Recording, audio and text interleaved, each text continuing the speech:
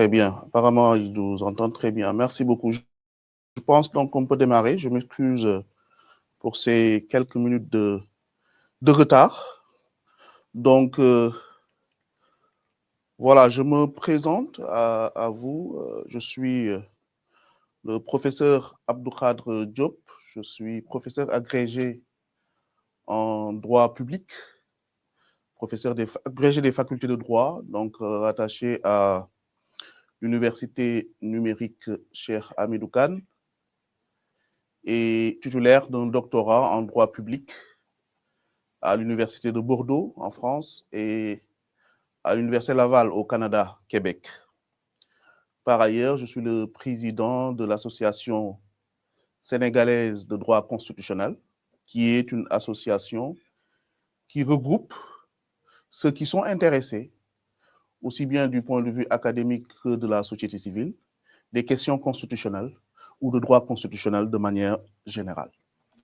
Alors, j'ai l'honneur et le plaisir d'animer avec vous ce cours magistral de droit constitutionnel, qui est l'une des matières fondamentales du droit et du droit public de manière particulière, pendant au moins 20 heures que je vais passer avec vous pour expliquer et aussi échanger avec vous sur le droit constitutionnel et sur les questions constitutionnelles de manière générale.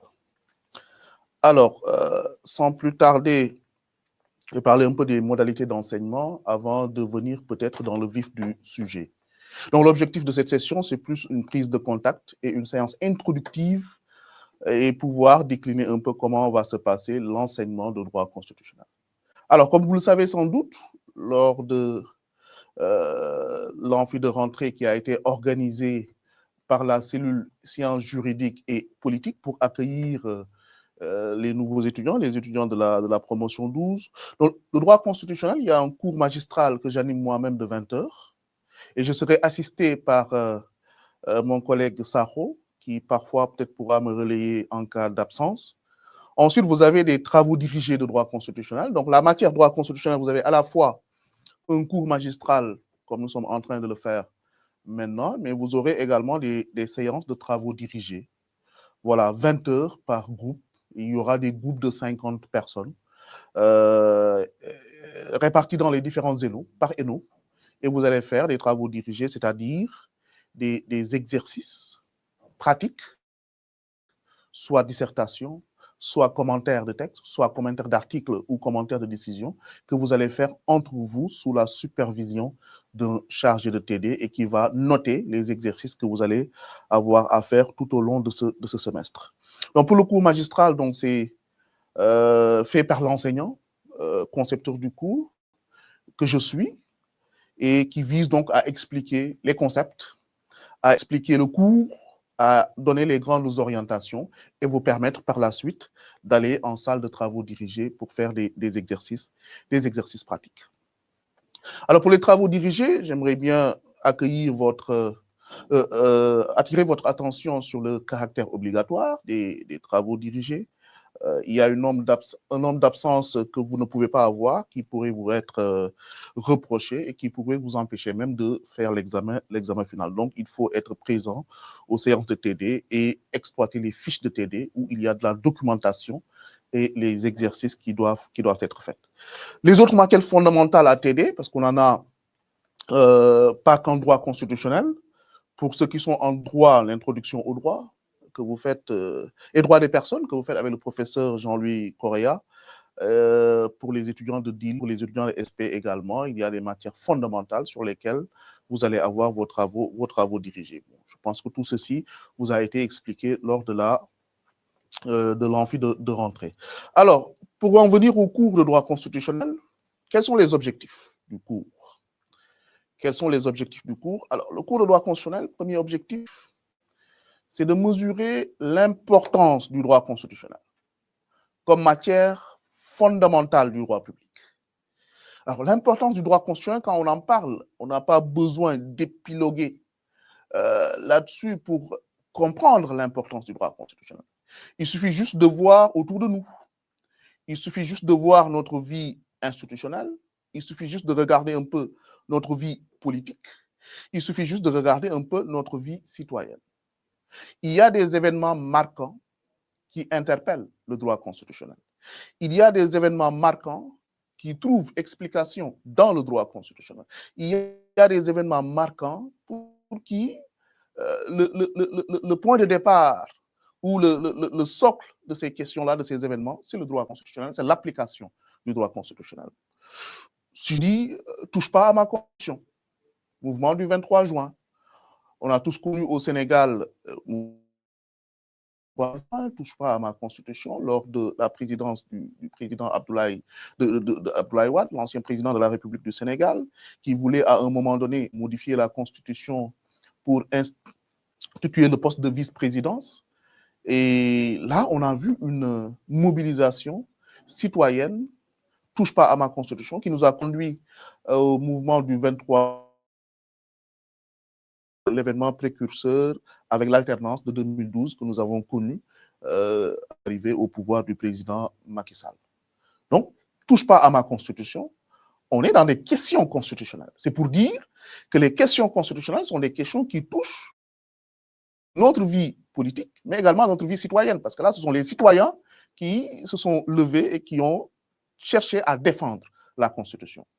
Le ballet citoyen, je parle du Burkina Faso. Donc, vous avez des mouvements qui visent à protéger l'ordre constitutionnel, qui visent à protéger la Constitution. C'est donc dire l'importance de la Constitution et de son droit, le droit constitutionnel, comme matière fondamentale du droit public, mais dans la vie d'une nation.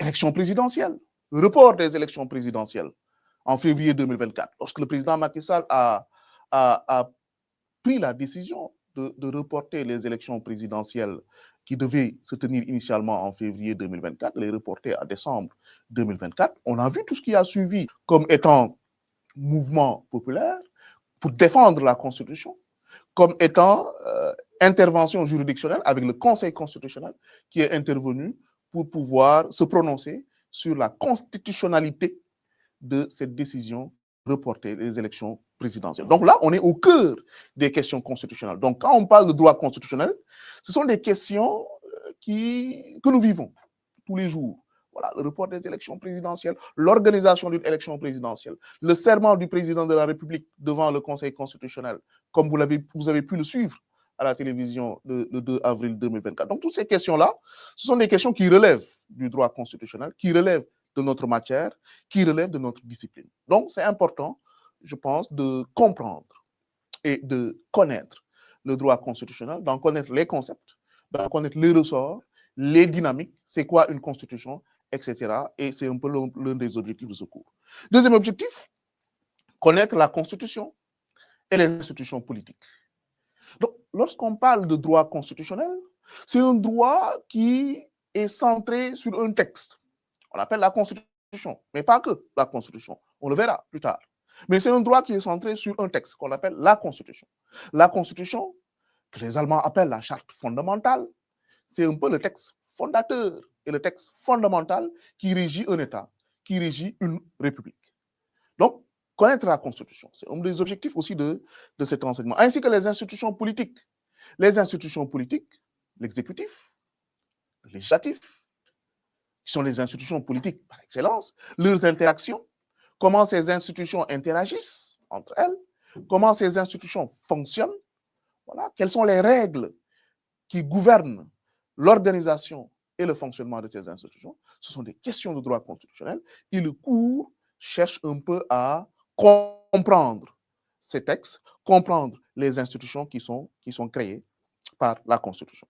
Savoir identifier, troisième objectif, les formes d'État, l'organisation et le fonctionnement de l'État. On parle de Constitution, c'est le texte. Mais c'est un texte pour quoi? Pour qui? Pour un État. C'est quoi l'État? Quelles sont les formes d'État? Comment est organisé un État? Comment fonctionne un État? D'après le droit constitutionnel, d'après la Constitution. Donc, c'est également un des objectifs que nous allons voir. C'est pourquoi, dans ce cours, vous allez avoir un chapitre entier sur l'État, la notion d'État, les formes d'État, etc., qui nous permettent un peu de voir comment le droit constitutionnel comprend et explique l'État en tant que forme de gouvernance particulière.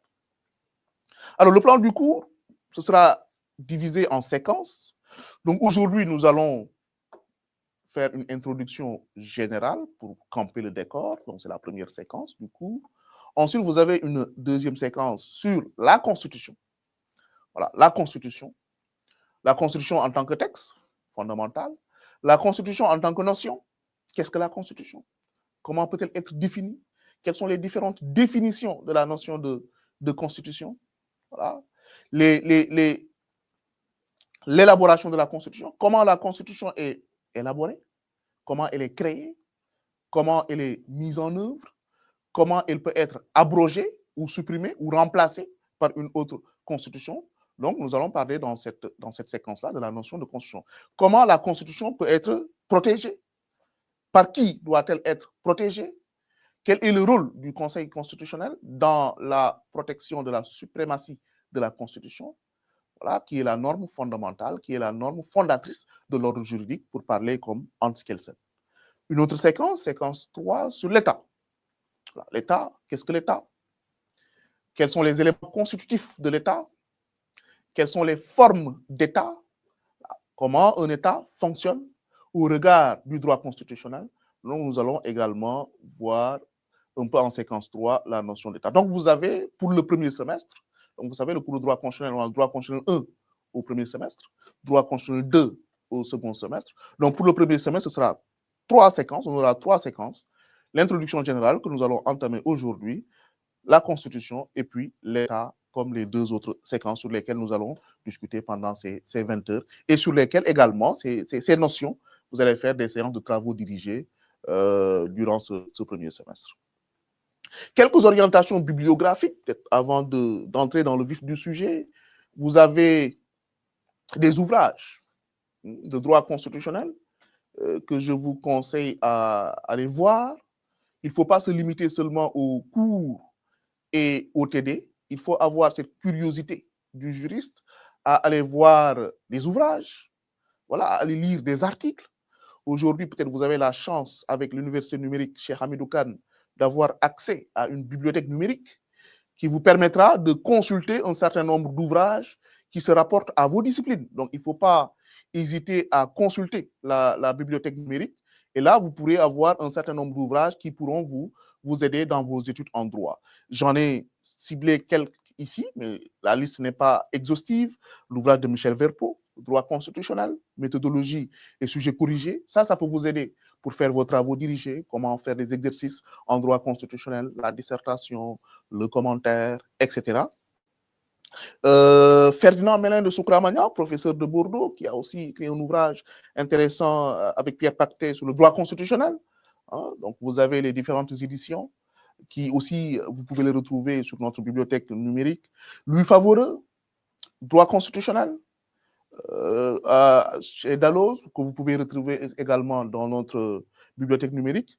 Pour venir un peu au Sénégal, le professeur Dembassi, qui est professeur de droit public à l'université Cheikh Anta Diop de Dakar, qui a récemment publié un guide méthodologique et pratique, Réussir son droit. Donc, c'est un petit ouvrage là qui peut vous permettre, un petit manuel avec des conseils pratiques qui vous permettent un peu de réussir vos études en droit, comment faire les exercices, la méthodologie, etc. Ce qui est important également.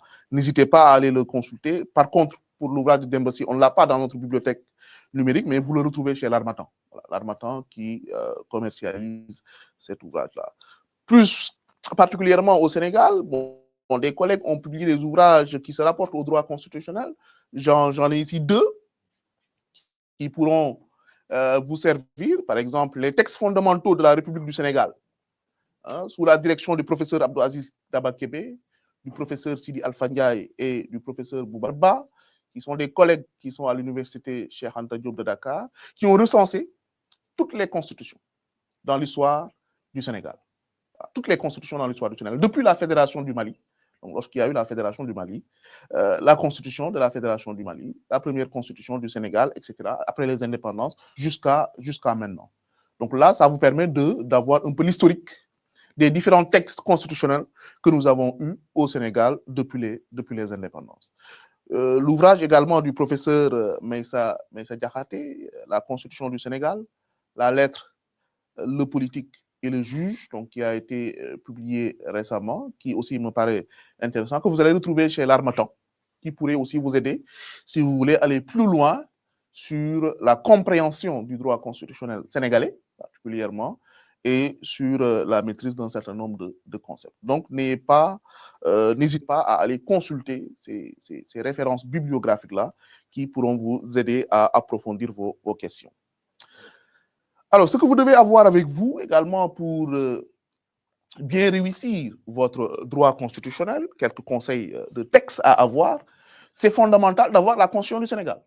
Bon, même s'il est difficile aujourd'hui d'avoir une version mise à jour, parce que la Constitution du Sénégal actuelle, la Constitution actuelle, date du 22 janvier 2001, mais elle a été modifiée plusieurs fois. Et là même, vous avez vu le discours du président Bassirou Diomaye Faye à la veille de la fête de l'indépendance. Il a annoncé encore une autre révision constitutionnelle qui va venir prochainement, avec le passage de Conseil constitutionnel à Cour constitutionnelle, et également avec d'autres aspects qui seront certainement pris en compte, notamment le rééquilibrage des pouvoirs entre le président de la République et le Premier ministre. Donc, vous avez entendu le président Bassirou Diomaye Diakhar Faye en parler à la veille de la fête de l'indépendance. Donc, c'est pour vous dire qu'une constitution, c'est un texte, mais qui se modifie, qui est souvent modifié. Et la Constitution du Sénégal est quand même modifiée plusieurs fois, ce qui rend difficile d'avoir aujourd'hui une version mise à jour, mais vous allez le trouver dans le site du Céracle. Le Céracle, vous pouvez le taper sur Google, hein, Céracle, où on a aujourd'hui une dernière version qui a été faite par l'équipe du professeur Maïssa Diakhaté, qui prend en compte toutes les révisions constitutionnelles qui ont été faites jusqu'à la dernière révision constitutionnelle. Alors, ce qu'il faut également avoir dans votre ordinateur, vous allez le retrouver sur Internet, c'est la loi organique numéro 2016-23 du 14 juillet 2016 relative au Conseil constitutionnel. Voilà, c'est une loi organique qui parle de l'organisation et du fonctionnement du Conseil constitutionnel en tant que juridiction constitutionnelle, parce que nous allons beaucoup parler également de Conseil constitutionnel, de sa jurisprudence, comme étant l'organe chargé de vérifier la constitutionnalité des lois et des traités internationaux. Je vous invite également à visiter régulièrement le site du Conseil constitutionnel du Sénégal, que vous avez ici, le site du Conseil constitutionnel. Vous pouvez l'avoir sur Internet. Et là, ça vous permet d'avoir les décisions du Conseil constitutionnel. Vous avez toutes les décisions du Conseil constitutionnel et de pouvoir les consulter régulièrement pour nourrir votre culture juridique et votre culture constitutionnelle. Donc voilà, ceci étant dit, ces remarques préliminaires qui me permettent donc de maintenant d'entrer dans le vif du sujet, donc la première séquence, l'introduction générale au droit constitutionnel.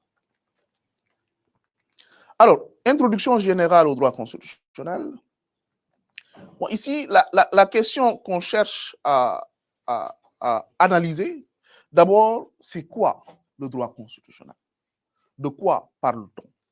Qu'est-ce que nous visons à faire? C'est quoi le droit constitutionnel? Donc, c'est une question à laquelle nous allons essayer de donner des éléments de réponse, même si ce n'est pas évident, ce n'est pas facile de répondre à la question « qu'est-ce que le droit constitutionnel ?» Tout comme ce n'est pas facile et ce n'est pas évident de répondre à la question « qu'est-ce que le droit ?» Tout court. Voilà. Qu'est-ce que le droit constitutionnel? Alors, c'est une branche du droit. Voilà, c'est une branche du droit. Je pense que j'ai la possibilité de souligner et d'encadrer. Une branche du droit.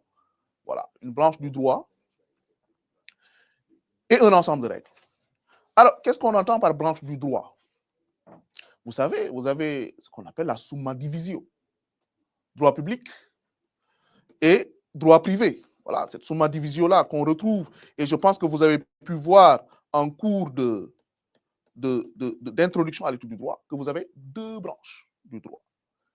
Deux grandes branches, ce qu'on appelle la summa divisio, même qui aujourd'hui est de plus en plus remise en cause, voilà, la pertinence de la summa divisio. Pour preuve, il y a une année, un colloque a été organisé à l'université de Bombay sur la pertinence de la summa divisio, donc, où les collègues ont un peu discuté sur la summa divisio. Mais enfin bref, on ne va pas entrer dans ces débats-là. Donc on a deux grandes branches, le droit public, qui est le droit qui vise à régir les relations entre les personnes publiques, et dans une moindre mesure entre personnes publiques et personnes privées, et le droit privé qui vise plus à régir les relations, les interactions juridiques qui peuvent naître entre les personnes privées, que ce soit personnes physiques ou personnes morales. Alors, les personnes publiques, quand on parle de personnes publiques, c'est principalement l'État, voilà, l'État, et tout ce qui ressort de l'État, l'État et ses démembrements, État, collectivités territoriales, organisations internationales, qui sont des personnes publiques créées par les États. Donc, tout ce qui relève de la personnalité publique de l'État, tout ce qui est créé par l'État, relève du droit public. C'est pourquoi dans le droit public, vous avez différentes branches. L'État, en tant qu'entité organisée par la Constitution, le droit constitutionnel. Pourquoi on parle du droit constitutionnel comme étant une branche du droit public? Parce que c'est un droit qui vise à réglementer le fonctionnement d'un État, notamment les relations entre les institutions et la protection des droits fondamentaux. Nous y reviendrons tout à l'heure lors de la définition de la Constitution. L'État, c'est des démembrements, par exemple, les collectivités territoriales, l'administration publique, etc. Le droit administratif que vous allez voir en deuxième année, qui est un droit qui vise un peu à étudier l'administration ainsi que les règles juridiques qui gouvernent le fonctionnement de l'administration, les actes juridiques qui sont produits par l'administration, y compris les collectivités territoriales qui font partie de l'administration étatique. Donc l'État aussi, les États, deux ou plusieurs États peuvent créer une organisation internationale. Droit international public, que vous allez voir en troisième année, licence 3. Droit international public, qui est le droit qui régit les rapports entre les États, c'est-à-dire plusieurs personnes publiques. État 1, État 2, entre des organisations internationales qui sont des créatures des États, comme l'Organisation des Nations Unies, comme la CEDEAO, comme l'UEMOA, comme l'AES, l'Alliance des États du Sahel, etc. Donc, vous voyez, la branche du droit public est celle qui est orientée vers l'étude de l'État et de ses démembrements ou de ses créatures, l'État, les collectivités territoriales, les organisations internationales, l'administration publique, etc. Et le droit privé que vous avez de l'autre côté, et vous avez les matières fondamentales, le droit privé que vous êtes en train de faire, introduction à l'étude du droit qui est plus général, mais plus le droit des personnes et de la famille que vous allez faire en semestre 1 et semestre 2 respectivement avec nos collègues de droit privé et qui vise plus les relations entre les personnes privées. Donc, une branche du droit, c'est une branche du droit public, le droit constitutionnel. Donc, on a vu un peu c'est quoi le droit public. C'est centré autour de l'État. Donc, c'est un droit statocentré, l'État qui est au cœur. C'est une branche du droit public. Donc, dans le droit public, vous avez plusieurs sous-branches, plusieurs disciplines que j'ai évoquées tout à l'heure. Vous avez le droit constitutionnel, vous avez le droit administratif, deuxième année, vous avez le droit international public que vous allez voir en licence 3. Donc, tous ces droits qui sont centrés sur l'étude de l'État. La constitutionnalisation des branches du droit. Alors, ça aussi, c'est un aspect que je veux évoquer. C'est pour dire que le droit constitutionnel, même si c'est une branche du droit public dans notre summa divisio, dans notre catégorisation, puisque les juristes aiment souvent catégoriser. Voilà, il nous faut catégoriser, comme le font les médecins. Hein. Il faut catégoriser les différentes disciplines. Alors, dans notre catégorisation, le droit constitutionnel est considéré comme une branche du droit public, mais je pense que ça dépasse même le droit public. Le droit constitutionnel dépasse le droit public. C'est pourquoi il y a certains auteurs qui parlent de la constitutionnalisation des branches du droit.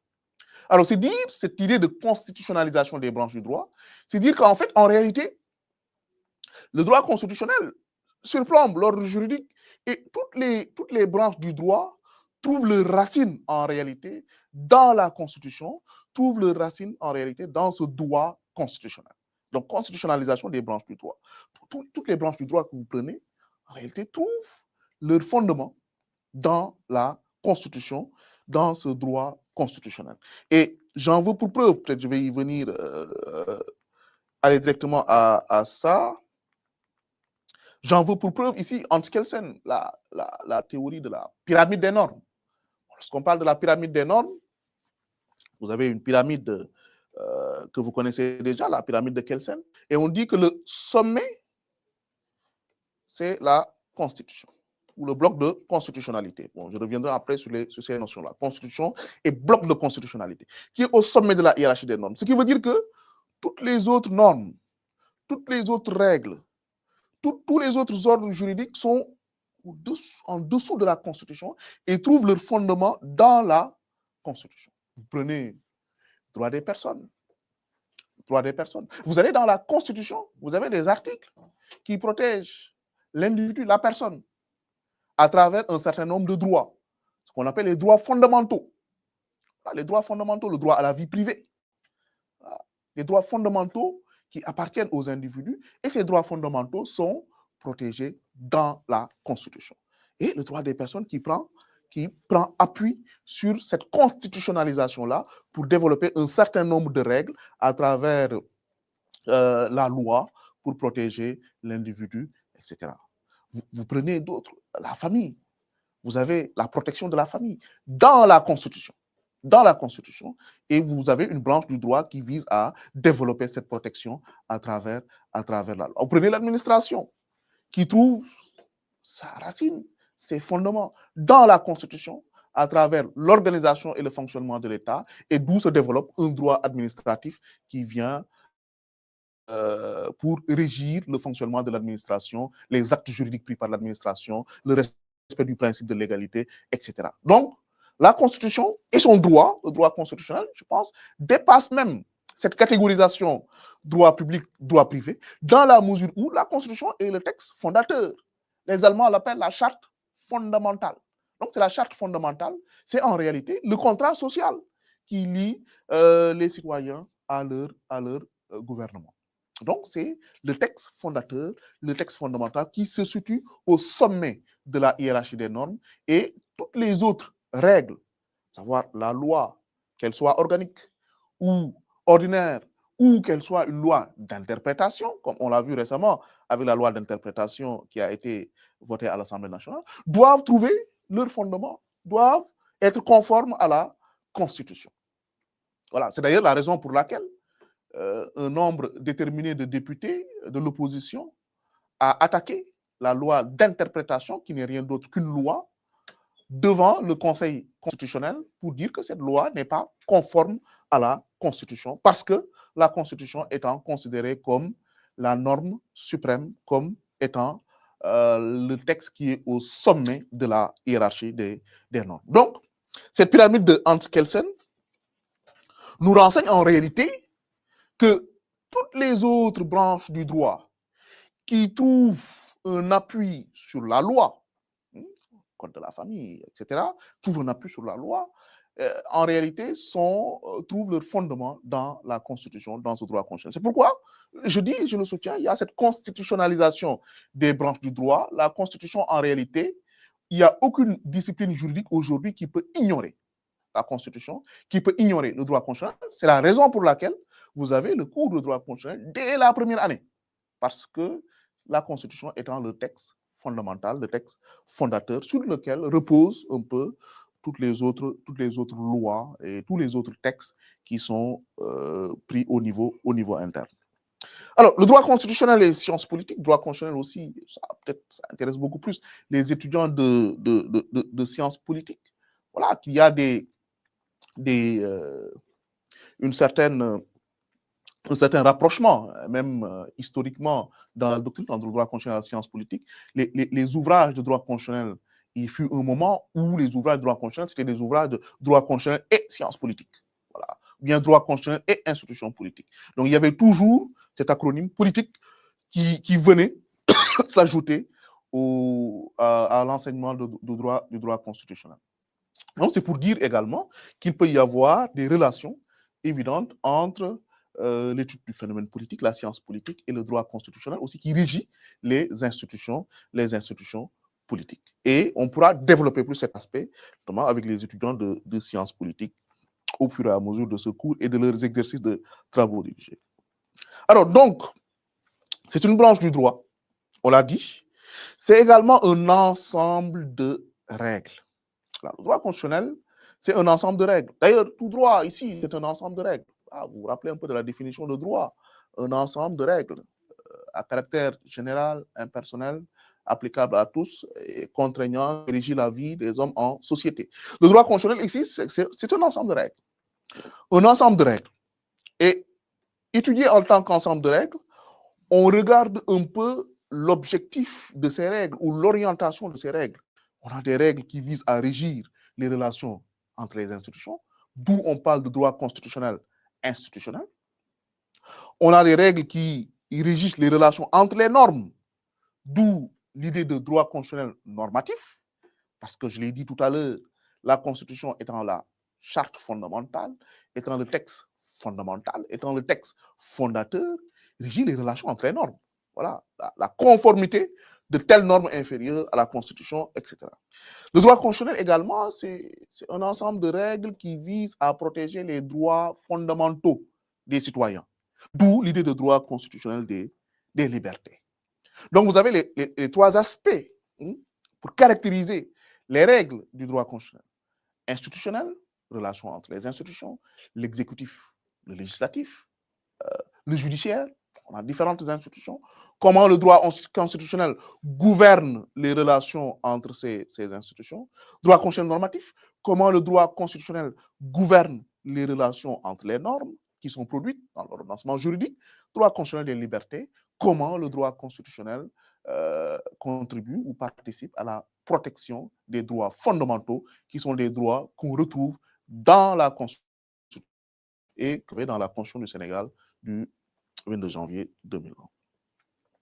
Donc, un ensemble de règles régissant les rapports entre les pouvoirs publics, plus exactement les institutions politiques, le pouvoir exécutif, le président de la République, le Premier ministre, le gouvernement, l'Assemblée nationale, l'opposition.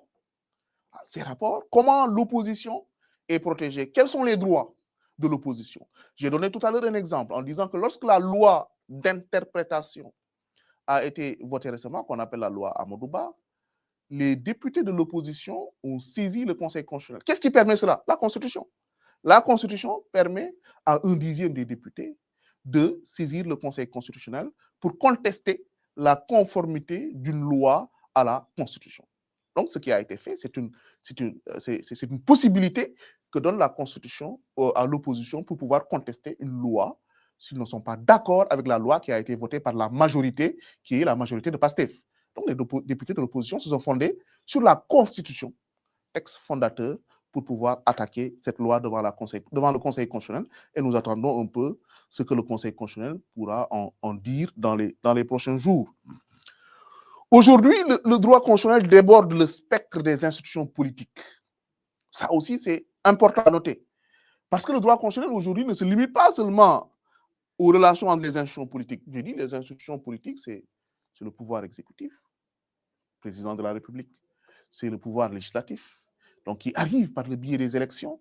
Mais on a d'autres institutions qui ne sont pas forcément des institutions dont les membres sont élus, notamment les institutions administratives, les institutions juridictionnelles, qui entrent également dans le spectre d'analyse du droit constitutionnel, qui entrent également dans ce texte fondateur et fondamental qui est la Constitution. Nous avons les institutions administratives, nous avons des institutions juridictionnelles qui sont également étudiées en droit constitutionnel. Je l'ai dit tout à l'heure, le Conseil constitutionnel, nous allons en parler principalement durant ce cours, lorsque notamment nous allons parler du contrôle de constitutionnalité des lois, donc qui est fait par le Conseil constitutionnel, qui est une juridiction et qui donc que nous allons analyser, qui entre dans le champ d'analyse du droit constitutionnel.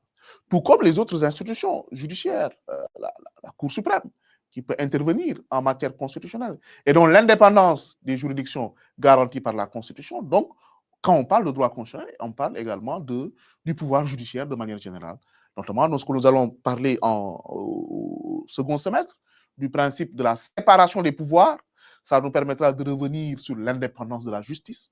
Aujourd'hui, tout le débat que nous avons, que vous avez vu au Sénégal sur la présence ou non du président de la République au Conseil supérieur de la magistrature, est-ce garant de l'indépendance ou non de la justice? Bon, des questions que nous allons aborder au second semestre, voilà, qui entrent également dans le champ d'analyse du droit constitutionnel. Donc, en gros, Le droit constitutionnel aujourd'hui ne se limite pas seulement à l'analyse des institutions politiques, mais déborde le spectre des institutions politiques pour également analyser les institutions administratives, mais également les institutions juridictionnelles. Alors, et comme nous le disait le doyen Louis Favoreux, hein, brillant professeur de droit constitutionnel de l'Université de Marseille, qui nous disait que le droit constitutionnel institutionnel comprend l'ensemble des règles relatives aux institutions politiques, comme nous l'avons dit tout à l'heure, les institutions politiques, et des problèmes juridiques soulevés par celles-ci, par les institutions politiques, ainsi que celles des bases constitutionnelles des institutions administratives et des institutions juridictionnelles. C'est pour dire aujourd'hui que le droit constitutionnel embrasse à la fois l'étude des institutions politiques, mais également des institutions administratives et des institutions juridictionnelles.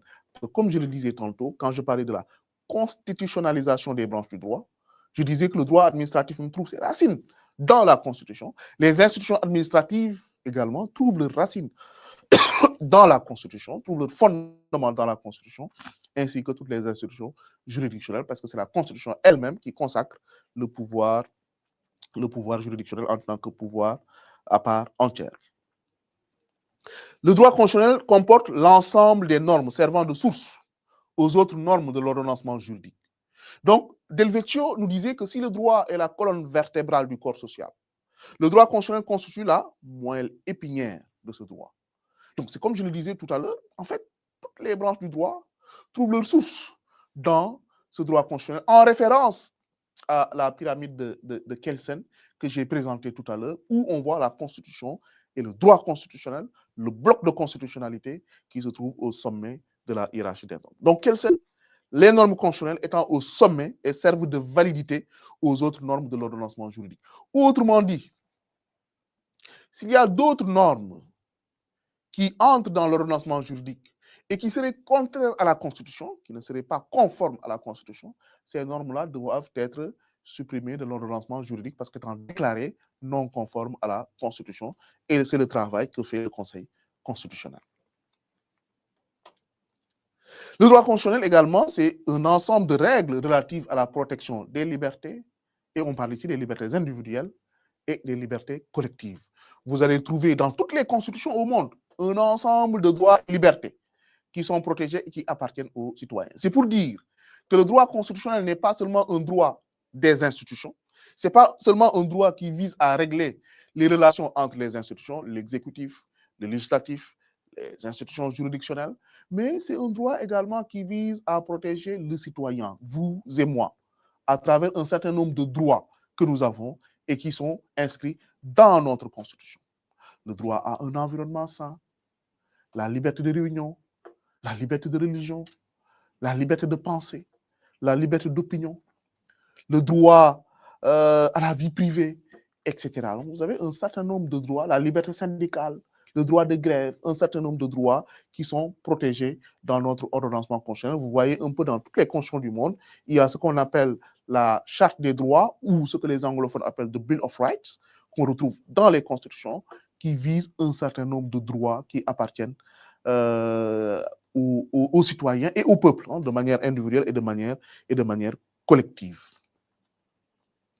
Donc voilà un peu pour introduire sur la notion de droit constitutionnel. Maintenant, on va entrer de plus en plus dans le vif du sujet sur la notion de constitution. Bon, je vais voir s'il y a des questions jusque-là sur l'explication du droit constitutionnel, voilà, de manière générale, avant un peu d'entrer dans le vif du sujet. Voilà, donc je vois plus des commentaires hein, que des questions que nous avons ici, plus des commentaires. Alors, je vois une question de Ousmane Kandé. Quelles sont les sources fondamentales du droit constitutionnel, comme étant une question. Alors, oui, bon, on va y arriver. Bon, lorsqu'on parle de source, le droit constitutionnel, sa source fondamentale, c'est la Constitution. La Constitution. Si on est dans une perspective positiviste. Voilà, lorsqu'on étudie le droit constitutionnel, la source principale, c'est-à-dire l'acte principal, c'est la Constitution. La Constitution qui nous sert de boussole.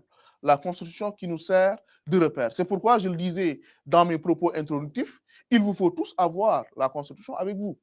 il faut tous l'avoir dans votre ordinateur. Donc, ayez un fichier avec la documentation constitutionnelle, vous devez avoir la Constitution. Donc, la dernière version mise à jour, je disais que vous pouvez vérifier un peu le CERAC, le site du CERAC.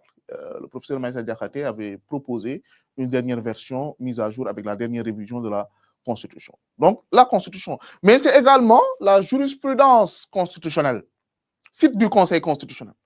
Vous vérifiez le site du Conseil constitutionnel pour voir les différentes décisions rendues par le Conseil constitutionnel sur les différentes matières qui relèvent de la compétence du Conseil constitutionnel. C'est aussi un élément fondamental, une source fondamentale de droit pour l'étude du droit constitutionnel. Donc, la Constitution est... Je vais peut-être ralentir un peu plus. Donc, je disais ici la Constitution comme texte fondamental et la jurisprudence constitutionnelle que vous pouvez également voir pour comprendre ou pour l'analyse du droit constitutionnel. On peut également voir à travers, dans une perspective comparative, d'autres textes constitutionnels. Donc, ayez cette curiosité de regarder aussi la Constitution du Mali, la dernière Constitution du Mali de 2023, la Constitution du Gabon, dernière Constitution 2000, qui est récente, 2024, etc. Donc, et aussi cette curiosité de voir les autres constitutions, la Constitution française de 1958, la Constitution de la Ve République, donc qui aussi est une constitution peut-être que nous allons aborder dans nos différentes explications du cours. Donc, vous avez différentes constitutions, chaque pays a sa constitution. On va voir tout à l'heure les différentes formes de constitution, mais ce qui peut être important pour vous, pour pouvoir connaître ces sources, cette source fondamentale du droit constitutionnel. Ensuite, vous avez la jurisprudence constitutionnelle, parce que le droit, ce n'est pas seulement le texte, mais c'est également ce qu'en dit le juge, qui est chargé de l'application de ce droit. C'est pourquoi je vous invite aussi à consulter la jurisprudence constitutionnelle, c'est-à-dire les décisions qui sont rendues par le juge constitutionnel. Au Sénégal, c'est le Conseil constitutionnel qui est le juge constitutionnel, donc qui intervient en matière de contrôle de conformité des lois et des traités internationaux par rapport à la Constitution, également de contrôle de la régularité des opérations électorales nationales, donc qui rend des décisions en la matière, et ça aussi, ça constitue une source fondamentale. Maintenant, la doctrine également est une source. La doctrine également est une source. Quand on parle de doctrine, c'est-à-dire les auteurs, juristes, professeurs de droit, qui ont écrit sur le droit constitutionnel, et vous avez des ouvrages de droit constitutionnel. J'ai cité ici des noms. Georges Vedel, en France, Louis Favoreux. Au Sénégal, vous avez aussi une doctrine en matière constitutionnelle très intéressante qu'il faut peut-être aller voir à travers les écrits. Le professeur El Hadj Mbodj, qui est professeur à l'université Cheikh Anta Diop de Dakar, il y a des écrits sur le droit constitutionnel que vous pourrez consulter, et certains, vous pouvez les retrouver sur Internet, d'autres dans des revues juridiques spécialisées. Le professeur Ismaïla Madior Fall, des ouvrages sur le droit constitutionnel. Le professeur Ismaïla Madior Fall, qui était ancien conseiller juridique du président de la République Macky Sall, qui a également eu une production doctrinale assez dense sur le droit constitutionnel sénégalais et africain de manière générale. Ça également, ce sont des éléments importants, des sources qu'on peut utiliser dans l'analyse, dans l'étude du droit constitutionnel. Je peux citer d'autres noms, le professeur Babacar Kanté, qui fut professeur à l'université Gaston Berger de Saint-Louis, ancien vice-président du Conseil constitutionnel du Sénégal, qui a également une production intellectuelle et scientifique assez dense sur les questions constitutionnelles au Sénégal et en Afrique de manière générale. Vous en avez également d'autres collègues, professeurs qui sont dans la doctrine africaine ou dans la doctrine sénégalaise en droit constitutionnel que vous pouvez étudier, que vous pouvez voir. Bon, je vous partagerai sur la plateforme au fur et à mesure aussi des documents de cette doctrine sénégalaise de droit constitutionnel. Donc, je vous invite également à voir dans la plateforme la partie partage de documents où on partage les documents, les références bibliographiques, et ça vous permettra également d'explorer cette source, ce qu'on appelle la doctrine, comme étant une source, d'explorer cette source et de pouvoir comprendre certaines dynamiques et certaines questions qui sont soulevées au niveau constitutionnel. Donc voilà un peu pour répondre à cette question qui a été soulevée tout à l'heure, voilà, par rapport aux sources du droit constitutionnel. Alors, je vois une autre question. Est-ce que le droit constitutionnel régit seulement les rapports entre les pouvoirs publics? Alors, je pense que c'est une question, vous pouvez monter plus haut. Oui, c'est ça. De Mohamedou Sen. Est-ce que le droit constitutionnel régit seulement les rapports entre les pouvoirs publics? Non. Le droit constitutionnel aujourd'hui va au-delà de cet aspect qui est l'aspect relation entre les pouvoirs publics. Le droit constitutionnel va au-delà. Parce que le droit constitutionnel, aujourd'hui, le droit constitutionnel dépasse un peu le périmètre des relations entre les pouvoirs publics. Si on parle de relations entre les pouvoirs publics, vous comprenez, c'est entre les différents pouvoirs, le pouvoir exécutif, le pouvoir législatif, le pouvoir judiciaire. Mais le droit constitutionnel aujourd'hui dépasse ce cadre-là pour viser qui? Alors je le dis, le citoyen. Le citoyen. La protection du citoyen à travers un certain nombre de droits et libertés. Donc aujourd'hui, vous avez un droit constitutionnel qui dépasse le seul cadre des relations entre les pouvoirs publics et qui vise à protéger l'individu, le citoyen, vous et moi, à travers une panoplie de droits et libertés qui sont protégés dans la Constitution. Donc, vous voyez, c'est un droit qui dépasse les relations entre les pouvoirs publics. C'est un droit qui dépasse même aujourd'hui, si on est dans la perspective de droit comparé. C'est un droit qui dépasse aujourd'hui seulement le citoyen et les relations entre les pouvoirs publics. Si vous allez en Amérique latine, le droit constitutionnel aujourd'hui s'intéresse à la protection des animaux. Vous avez là-bas un droit qui vise même la protection des animaux. Voilà. Un droit qui vise la protection de la nature. Vous allez dans des pays comme la Nouvelle-Zélande, où un fleuve, le Wanganawi, est considéré comme ayant la personnalité juridique et protégé par le droit. Donc vous voyez, ça se développe. Le champ d'application du droit constitutionnel n'est pas limité au pouvoir public, mais vous voyez un développement exponentiel si on convoque le droit comparé, les animaux, la nature, etc. Donc vous voyez ce développement exponentiel. En 2016, au Sénégal, quand il y a eu le référendum de 2016, on a vu une extension des droits qui sont protégés dans la Constitution en intégrant le droit des peuples aux ressources naturelles, les ressources naturelles, qui entrent dans le champ de protection de la Constitution.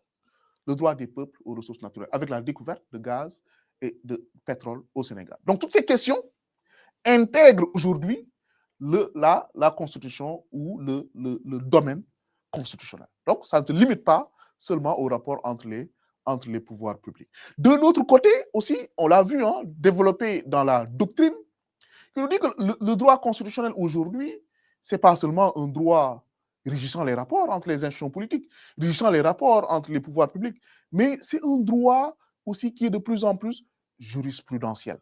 Jurisprudentiel, c'est-à-dire un droit qui est dit par le juge et qui fait vivre ce droit, et c'est ça aujourd'hui le droit constitutionnel.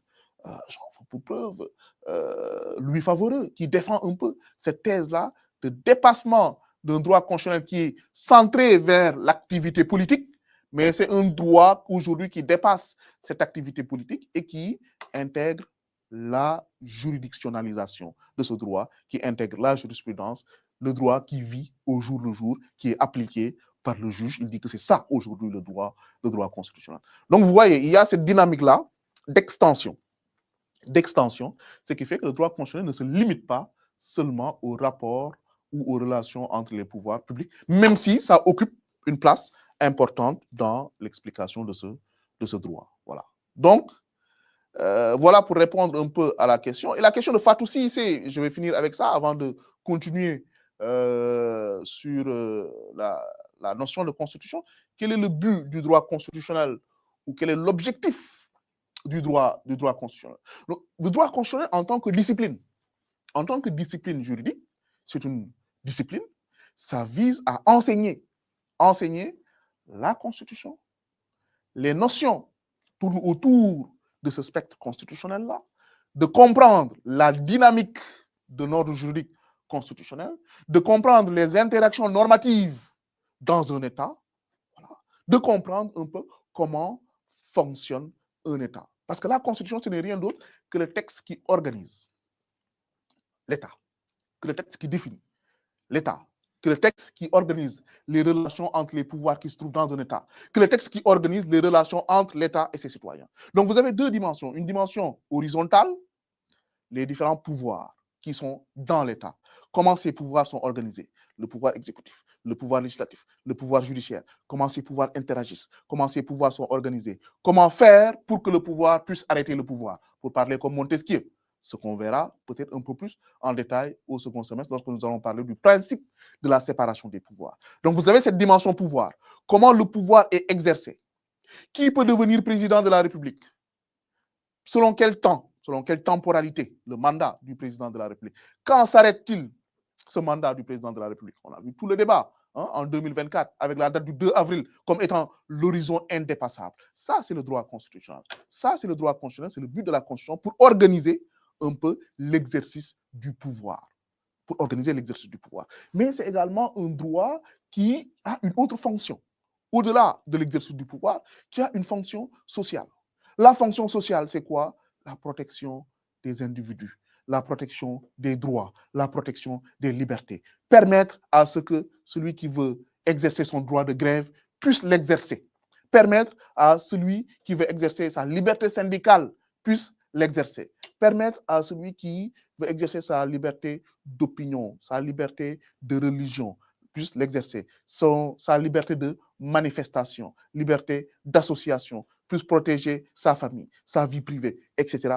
Tout ceci, c'est le droit constitutionnel parce que c'est la Constitution qui protège ces libertés fondamentales. Ce qui fait que ces libertés fondamentales-là, ces droits fondamentaux, ont une valeur supérieure à la loi. Une loi ne peut pas venir remettre en cause ces droits fondamentaux. Une loi ne peut pas venir remettre en cause ces libertés fondamentales parce que ces libertés sont protégées au niveau constitutionnel, sont dans notre bloc de constitutionnalité. Donc, le but de la Constitution ou l'objectif du droit constitutionnel, c'est de comprendre cette dynamique-là normative dans l'organisation et le fonctionnement d'un État, c'est de comprendre également ces relations verticales entre l'État et les citoyens, comment les citoyens peuvent protéger leurs droits par rapport à l'État. Et tout ceci est dans le droit constitutionnel, donc pour répondre à votre question.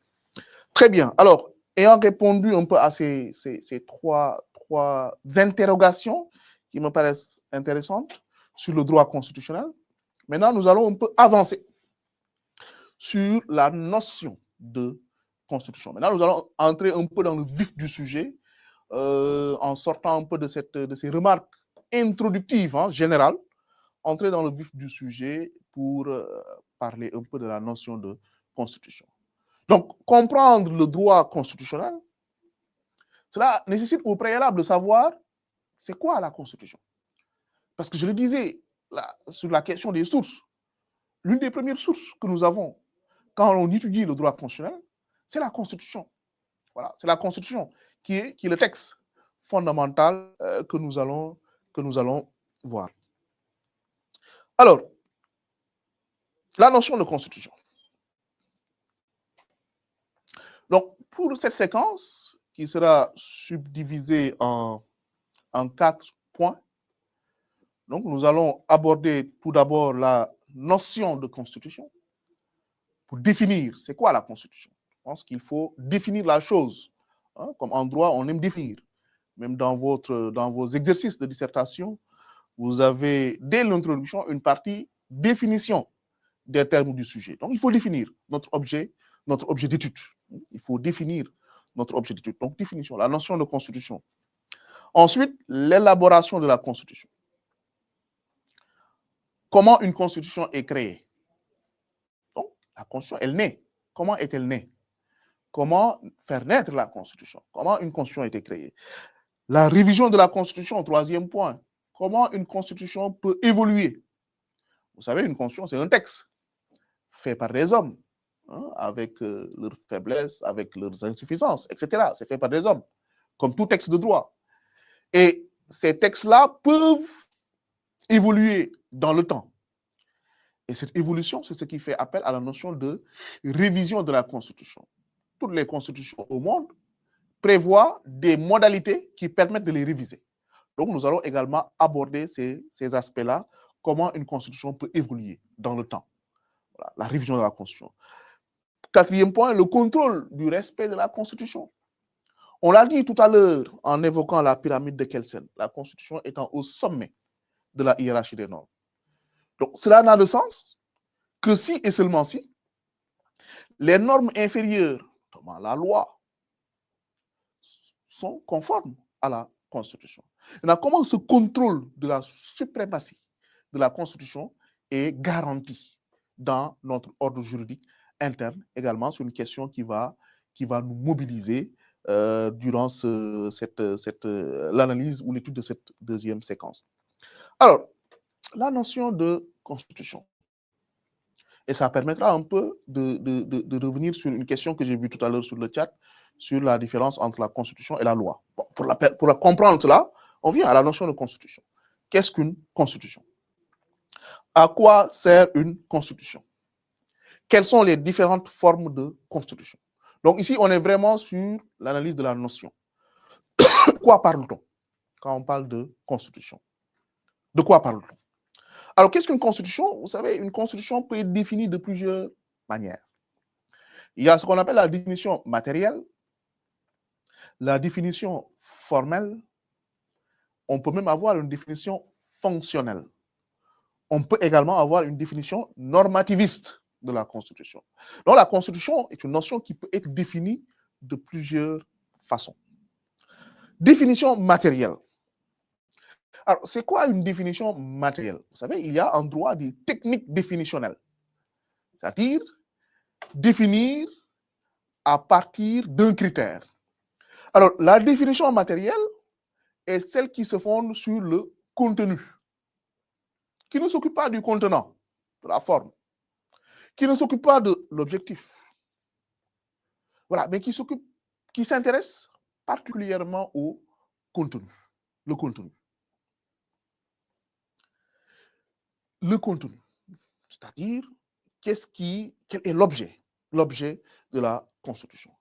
Et il s'agit ici d'identifier les composantes d'une Constitution de manière objective. Les composantes. Donc, quand on parle de contenu, on est sur les composantes. Qu'est-ce qu'on a dans la Constitution? De manière objective et de manière neutre. Et là, le premier repère que nous avons pour définir la notion de Constitution à partir de son contenu, non pas de son contenant, non pas de ses objectifs, non pas du but recherché, mais de ce qui est dedans. Définir la Constitution à partir de cela. Le repère ici que nous avons, c'est l'article 16 de la Déclaration des droits de l'homme et du citoyen de 1789 en France, qu'on appelle communément la DDHC.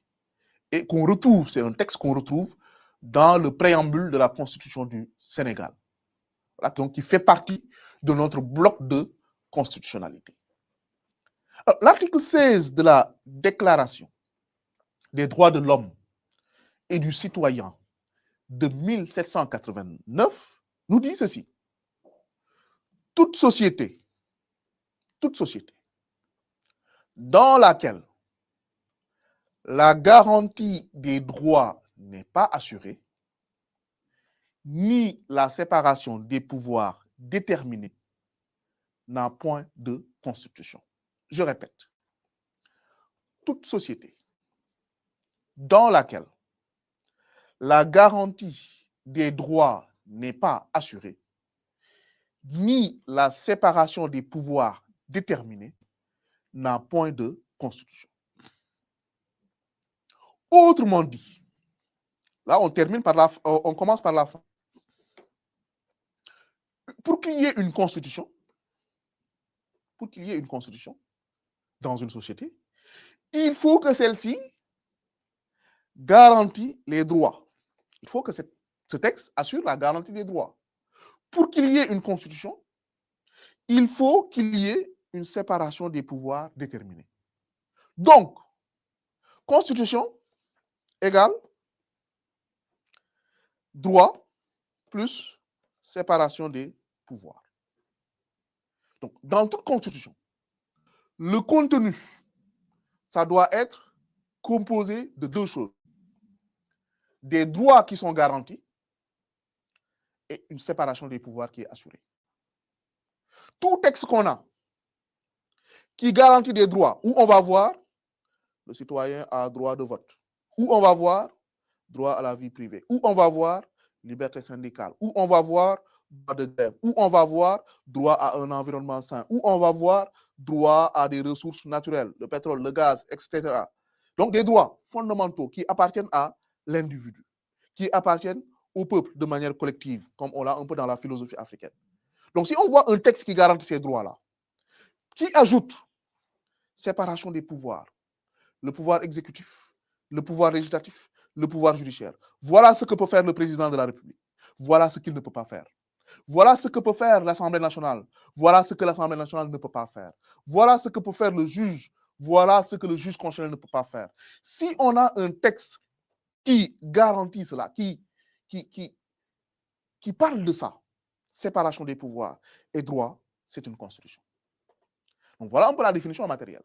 Donc constitution égale garantie des droits fondamentaux plus séparation des pouvoirs.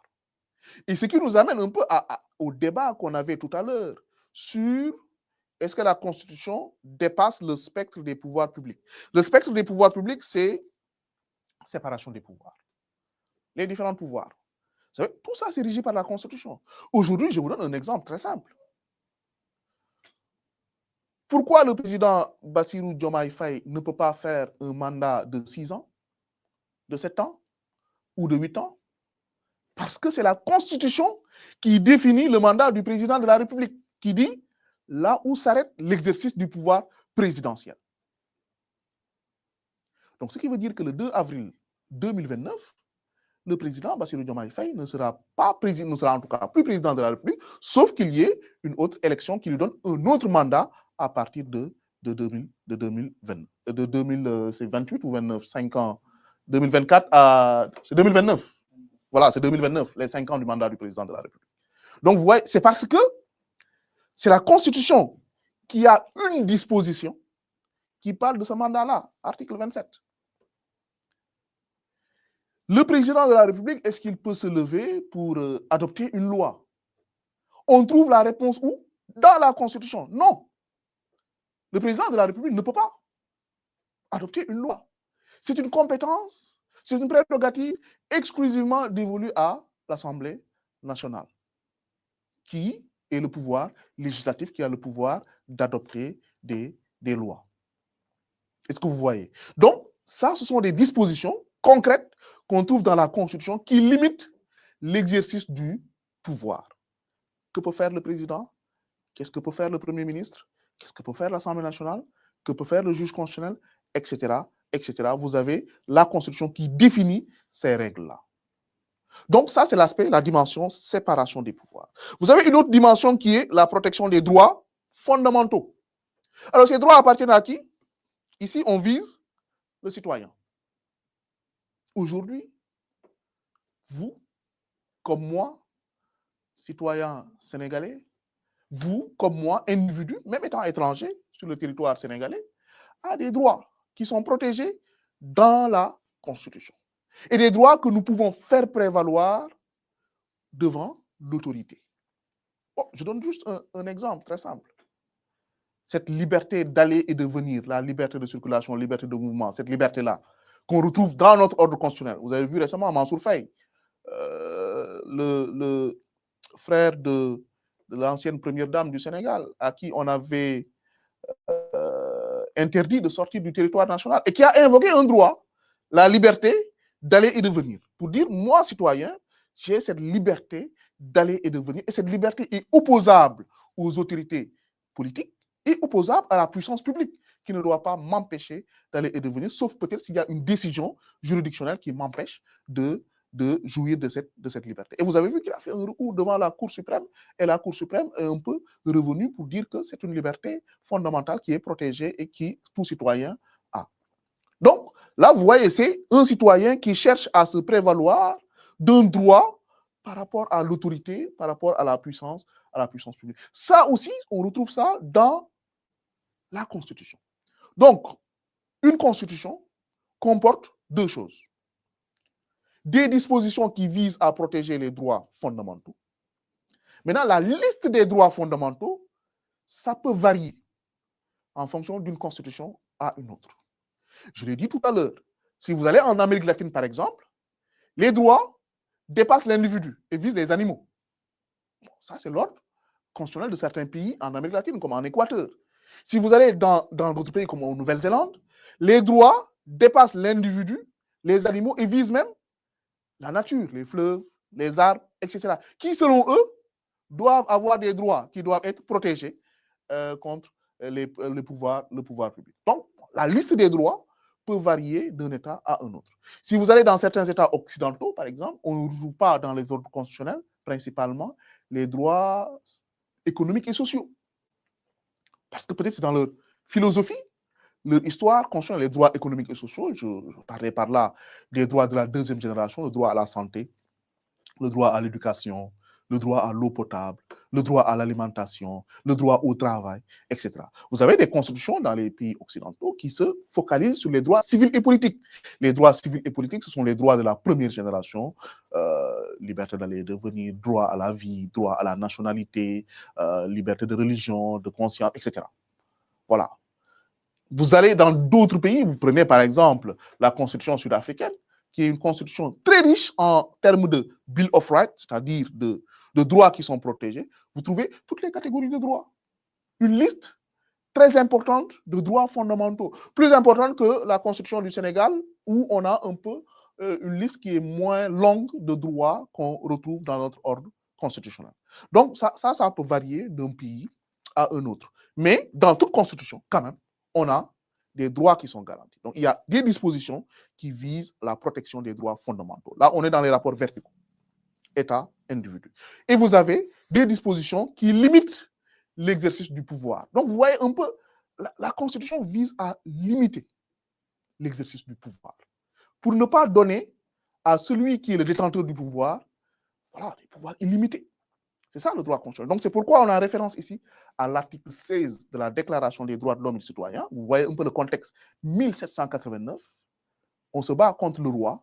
On se bat en France contre l'absolutisme royal. On cherche à limiter les pouvoirs du roi. Comment limiter les pouvoirs du roi? Il faut garantir les droits. Il faut une séparation des pouvoirs. Voilà. Donc, une constitution, du point de vue matériel, c'est un texte qui regroupe deux séries de dispositions. Une première série relative à l'organisation du pouvoir, président de la République, Assemblée nationale, judiciaire, chacun avec ses domaines de compétences, chaque pouvoir avec ses prérogatives, chaque pouvoir avec son champ limité, qu'est-ce qu'il peut faire, qu'est-ce qu'il ne peut pas faire. Et vous avez une autre série de dispositions qui visent la protection des droits fondamentaux, qui parlent aux citoyens. Et là, ce sont les droits et libertés qui sont protégés dans la Constitution. Donc, pour résumer, sur ce premier point, constitution matérielle égale garantie des droits plus séparation des pouvoirs. Alors, cette définition matérielle, c'est vrai, a une vertu pédagogique, c'est facile à expliquer, mais elle n'est pas exempte de critique, elle n'est pas exempte d'insuffisance, elle n'est pas exempte de remise en cause. La définition qu'on vient de donner, c'est opération mathématique. Constitution égale droits fondamentaux plus séparation des pouvoirs. C'est vrai, mais ça peut aussi être remis en cause, ça peut être critiqué d'une certaine manière. Première critique ici qu'on peut avoir, bon, dans les pays comme les nôtres, dans la Constitution, on ne trouve pas toute la matière constitutionnelle. J'ai un collègue anglophone qui appelle nos constitutions, il dit, quand il parle des constitutions francophones, il dit que c'est des constitutions minimalistes. Constitution minimaliste. Et par opposition aux constitutions maximalistes, comme la constitution indienne, qui est la constitution la plus longue au monde. Inde, la constitution la plus longue au monde. La constitution indienne est la constitution la plus petite en termes de contenu, de taille, qui est la constitution de Monaco. Alors, certains auteurs anglophones font cette différence entre constitution minimaliste et constitution maximaliste. Bon, les pays francophones, de manière générale, ont des constitutions minimalistes. Ça veut dire quoi?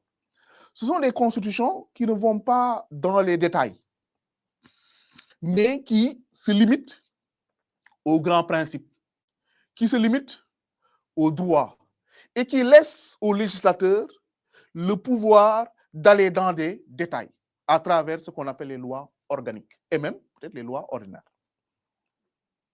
Alors, ça veut dire quoi? Nous avons des constitutions qui ne sont pas très longues. Ça, ce fut un débat doctrinal. Est-ce qu'une constitution doit aller dans les détails ou bien est-ce qu'une constitution doit rester dans les grands principes? Et il y a une opposition doctrinale, surtout entre les anglophones et les francophones. Bon, dans la plupart des pays aujourd'hui, si on prend l'exemple de l'Afrique, des pays anglophones, ils sont allés peut-être vers des constitutions maximalistes où on va dans les détails. C'est pourquoi dans ces pays, vous n'avez pas des lois organiques. Ils disent que tout ça, ça doit être dans la constitution. Alors que dans les pays francophones, les constitutions se limitent à dégager des grands principes, à dégager des règles générales, et parfois en renvoyant aux législateurs le soin d'aller dans des détails. Je donne un exemple. Sur l'Assemblée nationale, j'ai dit une constitution doit régir les rapports entre les pouvoirs publics, doit se prononcer sur l'organisation et le fonctionnement des pouvoirs publics. Mais vous avez par exemple la Constitution du Sénégal qui renvoie à une loi organique, le règlement intérieur de l'Assemblée nationale, pour définir un peu l'organisation, le fonctionnement de l'Assemblée nationale. Mais c'est la Constitution qui renvoie à une loi organique. Donc, on retrouve ici dans la loi organique le règlement intérieur de l'Assemblée nationale de la matière constitutionnelle. Parce qu'on parle d'un pouvoir public, l'Assemblée nationale, d'une institution politique. Comment elle est organisée, comment elle est fonctionnée. Si vous vous limitez à la Constitution du Sénégal, vous ne pourrez pas savoir comment l'Assemblée nationale est organisée et comment elle fonctionne. Parce que la Constitution se limite seulement à dégager les grands principes, les compétences de l'Assemblée nationale, la loi, etc. Et renvoie au règlement intérieur de l'Assemblée nationale, qui est une loi organique, le soin de se prononcer, le soin de régir l'organisation, le fonctionnement, les séances, comment sont organisées, le vote, etc. Donc, ça, c'est le règlement intérieur de l'Assemblée nationale. Donc, le fonctionnement quotidien de cette institution-là. Donc, vous voyez ici, on a de la matière constitutionnelle dans le règlement intérieur de l'Assemblée nationale, puisqu'ici, on vise l'organisation et le fonctionnement d'une institution constitutionnelle, mais qui n'est pas dans la Constitution, mais plutôt dans une loi organique. Donc, une loi organique, ce n'est rien d'autre qu'un prolongement de la Constitution. C'est une loi qui vise à se prononcer ou bien à aller dans les détails sur l'organisation et le fonctionnement d'une institution constitutionnelle. Vous prenez le Conseil constitutionnel. Toutes les règles qui sont relatives au Conseil constitutionnel ne se trouvent pas toutes dans la Constitution. Et pourtant, c'est une institution constitutionnelle. La Constitution renvoie à la loi organique sur le Conseil constitutionnel pour aller en détail sur des règles relatives à l'organisation et le fonctionnement.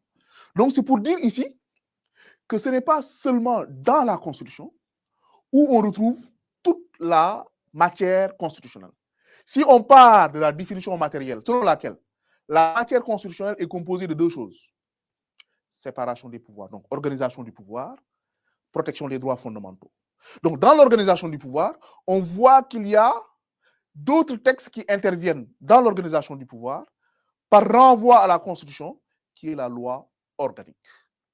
Donc, la loi organique relative au Conseil constitutionnel, la loi organique relative à la Cour suprême, la loi organique relative à l'Assemblée nationale, qu'on appelle le règlement intérieur de l'Assemblée nationale.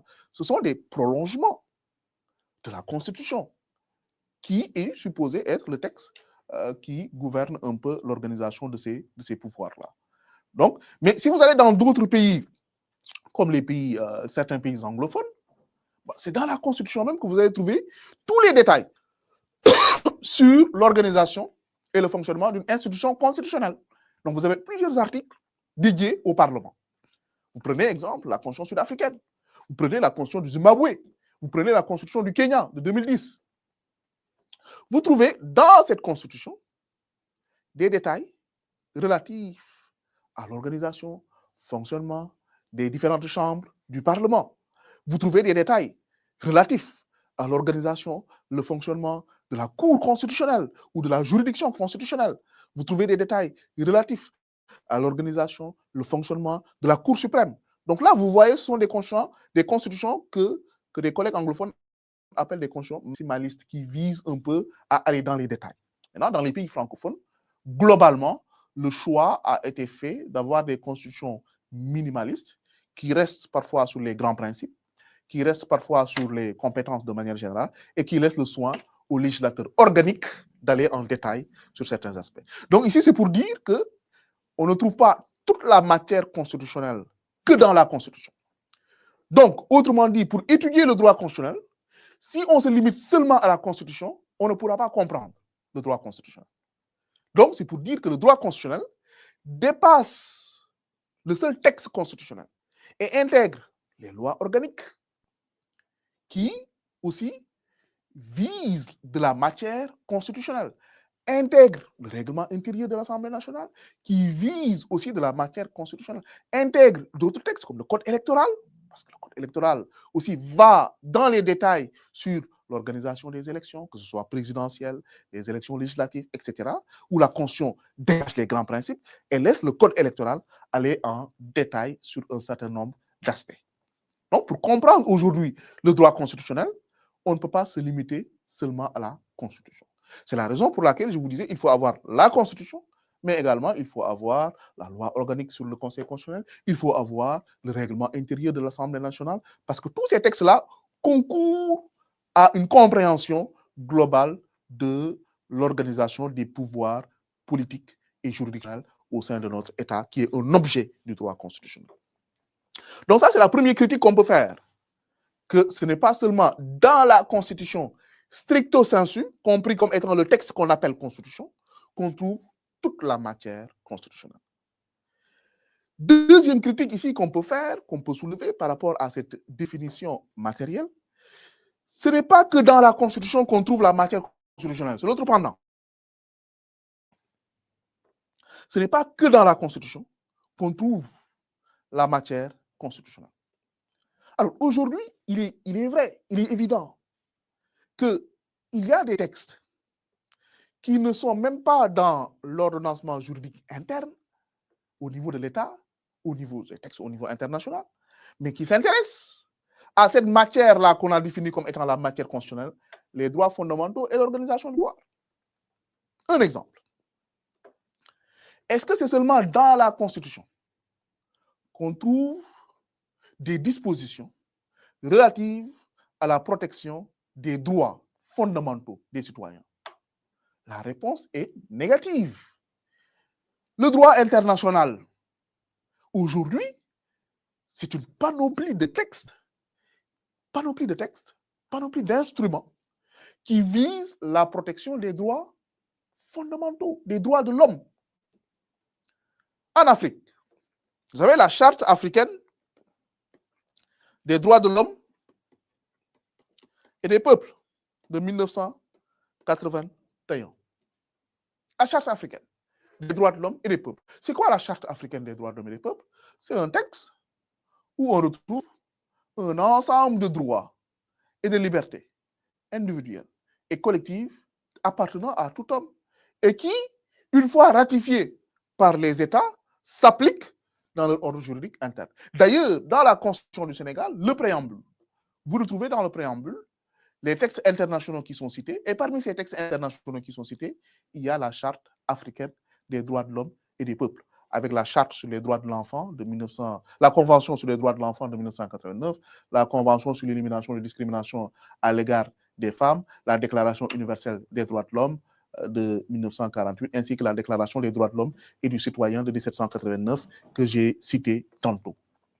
Donc, vous avez ces textes-là, qui ne sont pas des textes constitutionnels, mais qui sont des textes internationaux, des traités, des conventions internationales, mais qui visent la protection des droits et des libertés des citoyens, des droits et des libertés des individus de manière individuelle ou de l'homme de manière des droits des peuples, etc., dans sa dimension collective. Donc, dire que c'est seulement la Constitution qui est le texte qui régit les droits des individus, ce n'est pas totalement vrai. Parce qu'il y a d'autres textes qui font la même chose, notamment les conventions sur les droits de l'homme. Mais il y a également d'autres textes internationaux qui vont au-delà de la protection des droits fondamentaux stricto sensu, mais qui s'intéresse également à l'organisation des pouvoirs. Le protocole de la CEDEAO, sur la bonne gouvernance, ce protocole de la CEDEAO aussi s'intéresse à l'organisation du pouvoir. Parce que vous allez retrouver dans le protocole de la CEDEAO, et d'ailleurs, il y a un article intéressant qui a été fait par le professeur Alioune Sall, que vous pouvez retrouver, bon, je le mets ici, Alioune Sall et Ismaïla Madior Fall, que vous pouvez retrouver sur Internet, hein, qui est libre d'accès, sur le protocole de la CEDEAO comme étant une constitution régionale. Il l'appelle une constitution régionale. Au moins au niveau ouest africain. Qu'on a une constitution régionale qui interdit, par exemple, les coups d'État, les changements anticonstitutionnels de gouvernement, etc. et qui a été invoqué plusieurs fois lorsqu'il y a eu les coups d'État au Mali, au Burkina Faso, au Niger, pour dire que ce sont des actes qui vont au-delà du protocole de la CEDEAO et qui a d'ailleurs fait l'objet d'une décision de la Cour de justice de la CEDEAO au mois de décembre 2024 qui a considéré que le coup d'État au Niger viole ce protocole-là, les principes de convergence constitutionnelle. Donc, nous disent le professeur Alioune Sall et le professeur Ismaïla Madior Fall que nous avons, au-delà de la Constitution du Sénégal, nous avons une Constitution régionale qui régit en fait les États membres de la CEDEAO à travers le protocole de la CEDEAO sur la bonne gouvernance, les élections, etc. Donc, dans ce protocole-là, vous allez trouver des dispositions relatives à l'organisation du pouvoir, des dispositions relatives à l'indépendance de la justice, des dispositions relatives aux interactions entre les pouvoirs. Et pourtant, ce n'est pas un texte qu'on appelle constitution, c'est un protocole additionnel dans le cadre de la CEDEAO qui a la nature d'une convention internationale. Et vous en avez d'autres. La charte africaine de la démocratie, des élections, de la bonne gouvernance, au niveau de l'Union africaine. Dans cette charte également, vous allez retrouver des dispositions qui sont relatives à l'exercice du pouvoir et des dispositions qui sont relatives à la protection des droits des citoyens. Donc, ce n'est pas que la Constitution aujourd'hui qui contient ces deux éléments-là, protection des droits et organisation du pouvoir. On peut le retrouver aussi dans des textes internationaux comme la Charte africaine des droits de l'homme et des peuples, comme le protocole de la CEDEAO, comme la Charte africaine de la démocratie, des élections et de la bonne gouvernance. Donc, c'est un peu pour remettre en question peut-être la définition matérielle pour dire que ces deux aspects-là, la garantie des droits et la séparation des pouvoirs, c'est vrai, ça permet de définir une constitution, mais ce n'est pas l'apanage exclusif des constitutions. D'autres textes peuvent viser ces éléments-là. Au niveau international, vous avez des textes sur la garantie des droits qui sont parfois d'ailleurs même inclus dans le bloc de constitutionnalité. Et vous avez l'organisation des pouvoirs qu'on trouve également dans certains espaces régionaux ou sous-régionaux comme l'Union africaine ou comme la CEDEAO. Et même d'autres. Dans l'Union européenne également, avec le Conseil de l'Europe, vous avez des textes, un certain nombre de principes pour définir un peu l'adhésion aux principes démocratiques au niveau régional et qui s'impose à tous les États membres du Conseil de l'Europe.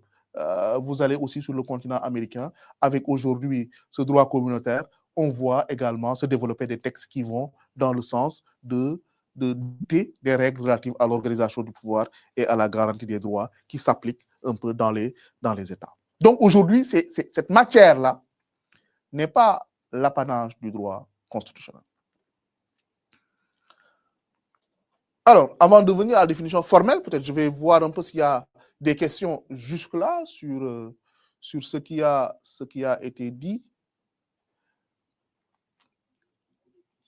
Il y a beaucoup de questions. Bon, on va en prendre quelques. On ne pourra malheureusement pas répondre à toutes les questions. Alors, on ne pourra pas répondre à toutes les questions. Moi, je vais en prendre peut-être quelques. Alors, monsieur... Oui, bon, monsieur, est-ce que vous pouvez expliquer la théorie de Kelsen? Bon, oui. Bon, la théorie de Hans Kelsen.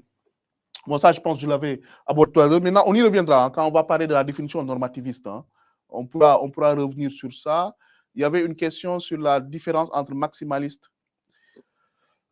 et minimaliste. Je pense, voilà, maximaliste. Voilà. Peut-on considérer la Constitution sénégalaise de 2001 comme une Constitution maximaliste et pourquoi? La question de l'Adjen. Alors, non, si on parle de la logique de ces auteurs comme Adem Abébé, qui fait la distinction entre une constitution maximaliste et une constitution minimaliste, on dit qu'une constitution minimaliste, c'est une constitution où on retrouve, bon, principalement que les grands principes. Voilà, les grands principes, des règles, mais qui renvoient, pour aller dans les détails, à d'autres textes, notamment à la loi organique, le législateur organique. Ce qui me permet ici d'expliquer, je le vois sur les questions, la différence entre la Constitution et la loi organique. La Constitution, texte fondamental, texte fondateur, c'est la Constitution, qui est adoptée normalement par voie de référendum, suivant une procédure, voilà, qui lui est propre, etc. Alors que la loi, c'est un acte qui est voté par le Parlement. C'est un acte qui est adopté par le Parlement, donc le pouvoir législatif, qu'on appelle loi. Et on a différentes lois, loi organique, loi ordinaire, etc., qu'on verra quand on va parler du contrôle de constitutionnalité des lois. Alors, ici, pourquoi la Constitution du Sénégal n'est pas une Constitution maximaliste? Bon, parce que c'est une Constitution qui n'est pas qui n'est pas très longue, 103 articles. Je disais tout à l'heure, la Constitution la plus longue au monde, c'est la Constitution indienne, hein, la Constitution indienne, qui fait 3 fois la Constitution du Sénégal, où ils sont plus de 368 articles, voilà, qui est la Constitution la plus prolixe, la plus longue au monde. Vous avez, après la Constitution indienne, vous avez la Constitution sud-africaine, qui est aussi dans les 300 articles. La Constitution du Sénégal, on est à 103 articles, avec l'article 103 sur la révision. C'est une Constitution qui n'est pas aussi longue que ça, comparée peut-être aux constitutions qui vont jusqu'à plus de 300 articles, qui font le triple de la Constitution du Sénégal en termes de longueur du texte. Alors, deuxième chose, la Constitution du Sénégal, elle n'est pas maximaliste parce que sur plusieurs aspects relatifs à l'organisation du pouvoir, le pouvoir exécutif, le pouvoir législatif, principalement le pouvoir législatif, le pouvoir judiciaire, la Cour suprême, le Conseil constitutionnel, la Constitution se borne à parler des grands principes, les compétences, et à laisser le reste au législateur organique, la loi organique, d'aller en détail sur l'organisation et le fonctionnement d'une institution. Donc c'est pourquoi Adem Abébé nous dit, qui est un auteur anglophone, un Éthiopien, il nous dit que les constitutions minimalistes, ce sont les constitutions qui font la part belle aux législateurs pour aller en détail sur certaines questions constitutionnelles, notamment à travers la loi organique. Aujourd'hui, si vous voulez comprendre comment fonctionne un pouvoir qui est l'Assemblée nationale, si vous vous limitez seulement à la Constitution du Sénégal, vous allez rater beaucoup de choses. Parce qu'il y a le règlement intérieur de l'Assemblée nationale qui va en détail sur un certain nombre de choses. Et c'est la Constitution qui renvoie aux législateurs organiques pour aller en détail sur certaines choses. Donc, les dispositions qui sont relatives à ce pouvoir-là sont séparées entre la Constitution et la loi organique qui est le règlement intérieur de l'Assemblée nationale. C'est pourquoi on parle de constitution minimaliste. Parce que la Constitution se limite à dégager les grands principes, voilà, à fixer les domaines de compétences et à laisser maintenant le législateur organique aller en détail, maintenant sous respect. Il faut que le législateur organique également respecte la Constitution. Il faut que ce soit conforme à la Constitution. D'ailleurs, c'est pourquoi, pour la loi organique, il y a un contrôle obligatoire de constitutionnalité. Voilà. Là, le contrôle n'est pas facultatif. On y reviendra. Il y a un contrôle obligatoire de constitutionnalité. Pour qu'une loi organique puisse entrer en vigueur au Sénégal, il faut que cette loi soit obligatoirement déclarée conforme à la Constitution par le Conseil constitutionnel. Donc, c'est ça l'idée de constitution minimaliste. Les pays francophones, de manière générale, et ça, on le tient de la France, et ça, on le tient de l'histoire de la France. Parce que dans l'histoire de la France, la Constitution n'est pas là pour traiter de toutes les choses, pour aller dans tous les détails, pour s'intéresser à toutes les choses. C'est seulement pour fixer un cadre et laisser aux acteurs politiques, à travers le Parlement, le pouvoir législatif, de pouvoir dérouler. C'était ça dans la philosophie française. Donc une constitution n'était pas là pour contraindre le pouvoir, mais une constitution est là juste pour fixer un cadre et laisser le pouvoir politique, à travers le Parlement, pouvoir dérouler par des lois organiques, etc. Donc c'était ça. Donc c'est de constitution minimaliste, parce que ce sont des constitutions qui ne sont pas dans du point de vue dans la longueur, qui ne sont pas des constitutions très longues. Souvent, vous n'avez pas plus de 100 articles. Voilà. Et ce sont des constitutions qui ne vont pas dans certains détails. Donc, la Constitution du Sénégal peut être rangée dans cette catégorie-là. C'est une constitution minimaliste. Si on va dans cette structuration de Adem ABB, parce que déjà dans la longueur, bon, c'est pas très long, 103 articles, et également, cette constitution laisse à la loi organique, au législateur organique, d'aller en détail sur un certain nombre de choses, ce qui permet donc au législateur organique de régir un peu le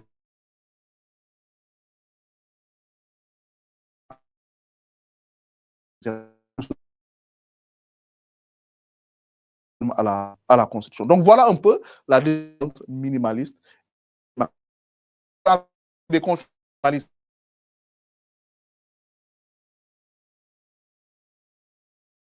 La Constitution kenyane,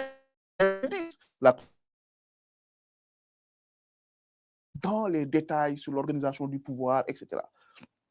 Des constitutions minimalistes comme les constitutions francophones, comme c'est le cas du Sénégal, de la France, etc. Donc voilà un peu pour expliquer cette distinction qui permet également de répondre à la question de Sidi Habib Niass, comment on peut être maximaliste ou minimaliste. Voilà, c'est en fonction de tout cela. Très bien. Donc voilà un peu, bon, je vois qu'il nous reste encore que 15 minutes avant de finir. Je vais peut-être prendre une deuxième question avant d'avancer sur la définition formelle de la Constitution. Alors, quelles sont les principales libertés garanties par la Constitution? De Batigay. Bon, il y en a plusieurs. Il y en a plusieurs. Et c'est en fonction des constitutions. Ça dépend des constitutions. Si vous prenez la Constitution du Sénégal, il y a plusieurs libertés qui sont garanties. Bon, allez dans la Constitution du Sénégal, l'article 8 de la Constitution, vous voyez plusieurs droits et libertés qui sont garantis, comme la liberté d'expression, hein, la liberté de réunion, la liberté syndicale, etc. Vous avez plusieurs libertés qui sont garanties. Maintenant, le catalogue des droits et libertés garantis, je le dis, ça peut varier en fonction d'une constitution à une autre. Hein. Ça, il peut y avoir des différences. Vous prenez le catalogue Bill of Rights de la constitution sud-africaine de 1996 au-delà de l'apartheid. Le constituant n'a pas été avare du tout en termes de droits et libertés garantis. Et ça s'explique par l'histoire de l'Afrique du Sud parce qu'on venait de sortir de l'apartheid.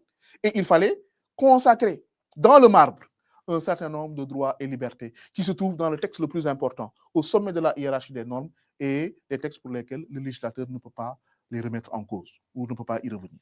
Donc voilà, vous prenez la Constitution du Sénégal, vous avez aussi un ensemble de droits et libertés qui sont garantis, notamment la liberté d'expression, la liberté de manifestation, liberté de religion, liberté de culte, etc., qui sont garantis dans la Constitution et un certain nombre de droits, le droit à la vie privée, le droit, voilà, un certain nombre de droits, de libertés qui sont garantis dans la Constitution. Donc, peut-être pour avancer sur la deuxième définition, donc la définition matérielle, je le rappelle, celle qui se concentre sur le contenu. La définition formelle, maintenant, c'est celle qui ne se soucie pas du contenu, mais qui se soucie plus du contenant. Voilà, la forme, de la forme. Donc, définir la Constitution à partir de la forme. Vous savez, les juristes font souvent la distinction entre la forme et le fond. Donc, concernant la Constitution, parler de définition formelle permet de se focaliser sur la procédure permettant de créer et l'organe qui crée la Constitution. Donc, définir la Constitution du point de vue formel, c'est adopter une technique définitionnelle qui vise à identifier la procédure, comment on crée la Constitution, et qui vise à identifier l'organe qui crée la Constitution. Qui crée la Constitution? Comment? Qui? Comment? Qui? On est sur la forme, on est sur les éléments procéduraux et les éléments d'identification de l'auteur de la Constitution. Alors, à ce niveau, si on adopte cette technique définitionnelle, où on n'est plus dans le contenu, c'est-à-dire les droits, la séparation des pouvoirs, comme on vient de le voir, mais on est sur le contenant, la procédure, la forme, etc. Ici, on peut définir la Constitution comme étant l'acte juridique de l'État, qui fonde l'État, et adopté selon une procédure particulière, différente de la procédure de droit commun de production normative. Je répète, la Constitution peut être définie comme l'acte juridique qui fonde l'État et adopté selon une procédure particulière, différente de la procédure de droit commun de production normative. Donc, la manière dont une constitution est adoptée, il n'y a pas un autre texte qui est adopté de cette manière-là. La manière dont une constitution est élaborée, il n'y a pas un autre texte qui est élaboré de cette façon-là. La manière dont une constitution est validée, adoptée pour entrer en vigueur dans l'ordonnancement juridique, il n'y a pas un autre texte juridique qui est fait de la même façon. Donc, il y a un particularisme procédural pour aborder ou pour définir ou pour comprendre la notion de constitution.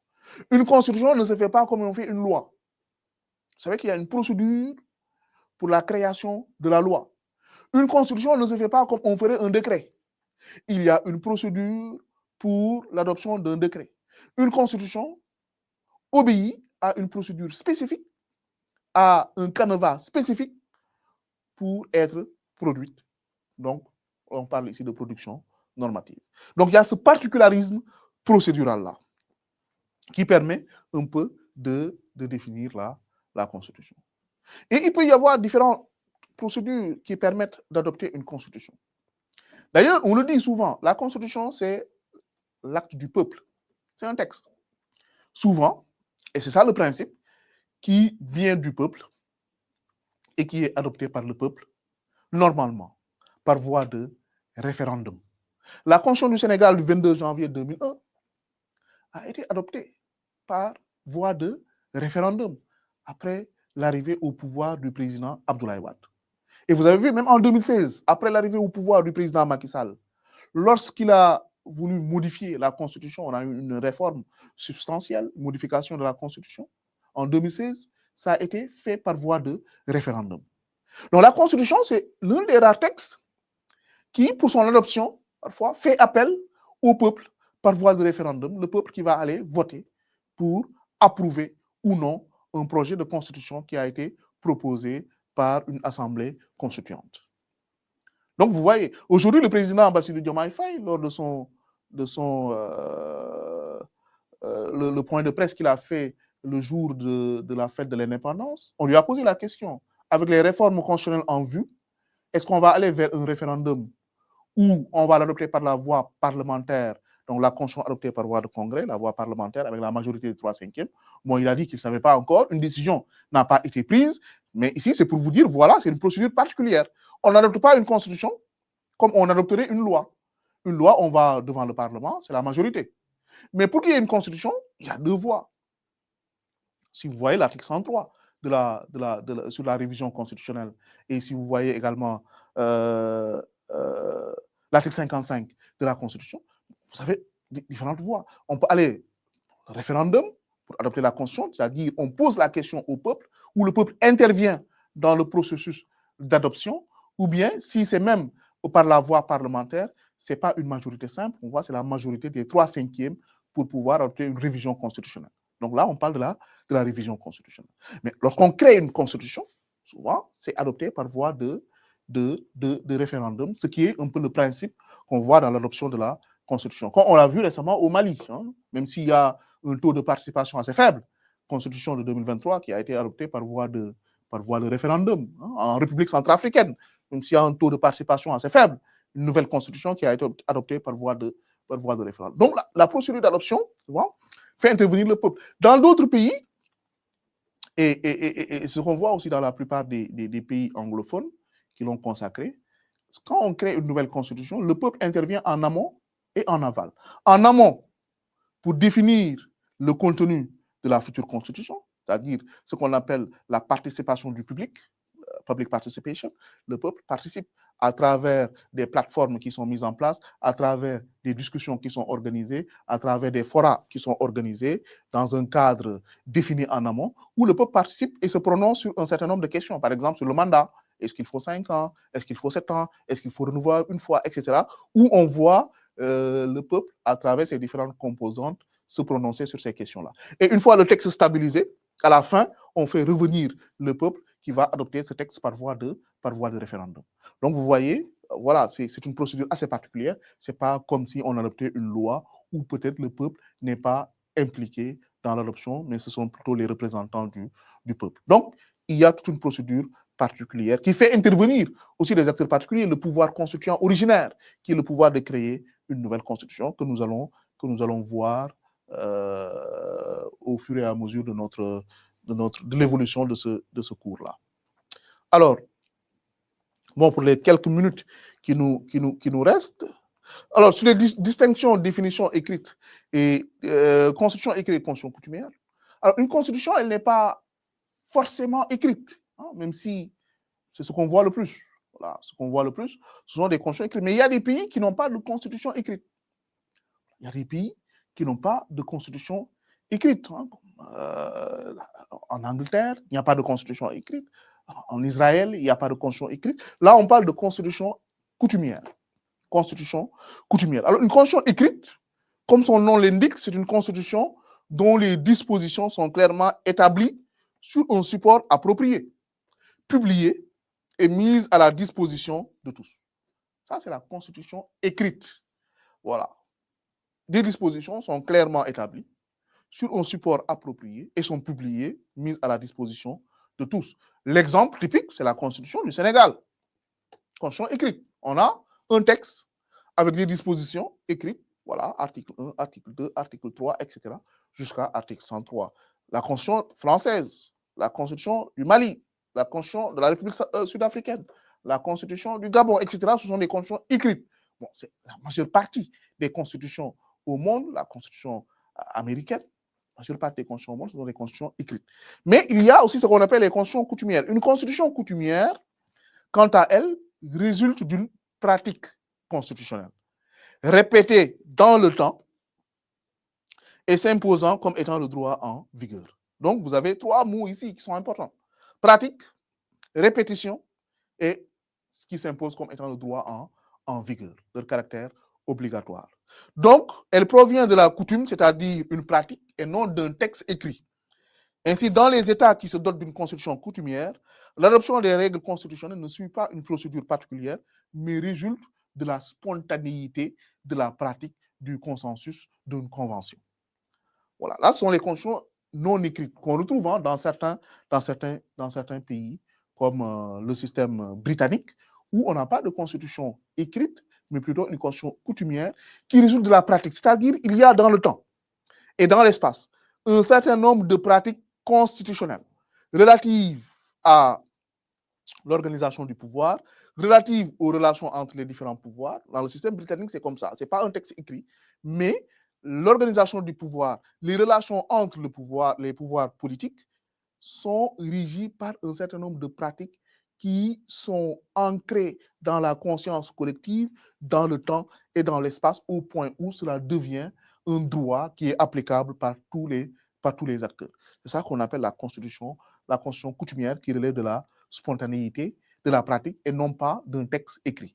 Maintenant, bon, c'est de plus en plus remis en cause parce que même dans le système britannique, on le voit, il y a des textes écrits qui peut-être sont relatifs à un aspect constitutionnel. Par exemple, la Magna Carta. Le Bill of Rights dans le système britannique qui propose un catalogue de droits fondamentaux. On l'a dit dans la définition matérielle. Une constitution, c'est 2 choses. Les droits, pouvoir. Droit, pouvoir. Droit, donc les droits qui appartiennent aux citoyens et les pouvoirs qui sont la séparation du pouvoir ou l'organisation du pouvoir. Donc en Angleterre, vous avez, dans le système britannique, vous avez des textes quand même qui sont relatifs à la protection des droits, the Bill of Rights. The Bill of Rights, c'est catalogue de droits fondamentaux dans un texte écrit et qu'on voit, c'est de la matière constitutionnelle. Mais bon, c'est pour résumer, donc une constitution coutumière, c'est une constitution qui n'est pas écrite, mais qui repose sur un certain nombre de règles qui relèvent de la pratique, répétées dans le temps et dans l'espace entre les acteurs, voilà, et qui entrent dans cette matière constitutionnelle, notamment relative à l'organisation des pouvoirs. Voilà. Alors, pour finir ici, bon, je ne vois plus les questions sur le tableau. Est-ce que vous pouvez...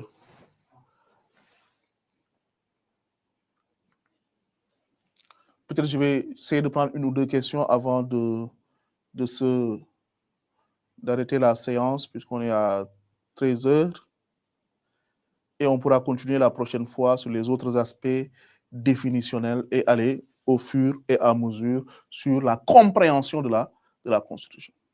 Voilà. Voilà, comme le dit Adingom, je pense que c'est ça, on peut retenir qu'une Constitution écrite repose sur un texte formel, tandis que la Constitution coutumière repose sur une pratique. OK. Alors, je vois beaucoup de commentaires aussi.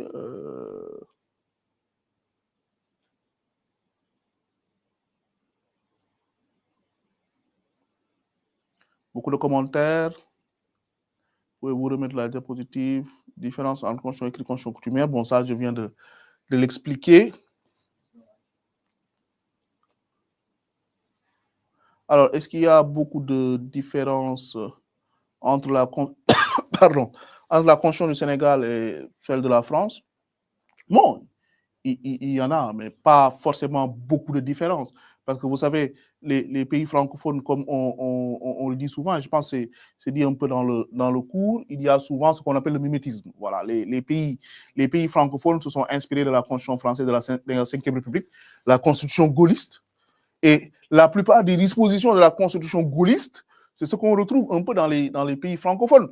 Maintenant, à des différences près. C'est vrai, dans les années 90, il y a eu un mouvement d'ingénierie constitutionnelle avec les conférences nationales, ce qui a abouti à des constitutions quand même qui ont tenu compte un peu des réalités locales, comme au Bénin, comme la Constitution du Cameroun de 1996, etc., où on a eu vraiment des constitutions quand même avec une certaine ingénierie qui tiennent compte des réalités locales. Mais globalement, dans la Constitution du Sénégal, vous retrouvez un peu beaucoup de dispositions semblables à la Constitution française, notamment sur les articles relatifs à la révision de la Constitution, sur les dispositions relatives au pouvoir de l'Assemblée nationale, etc.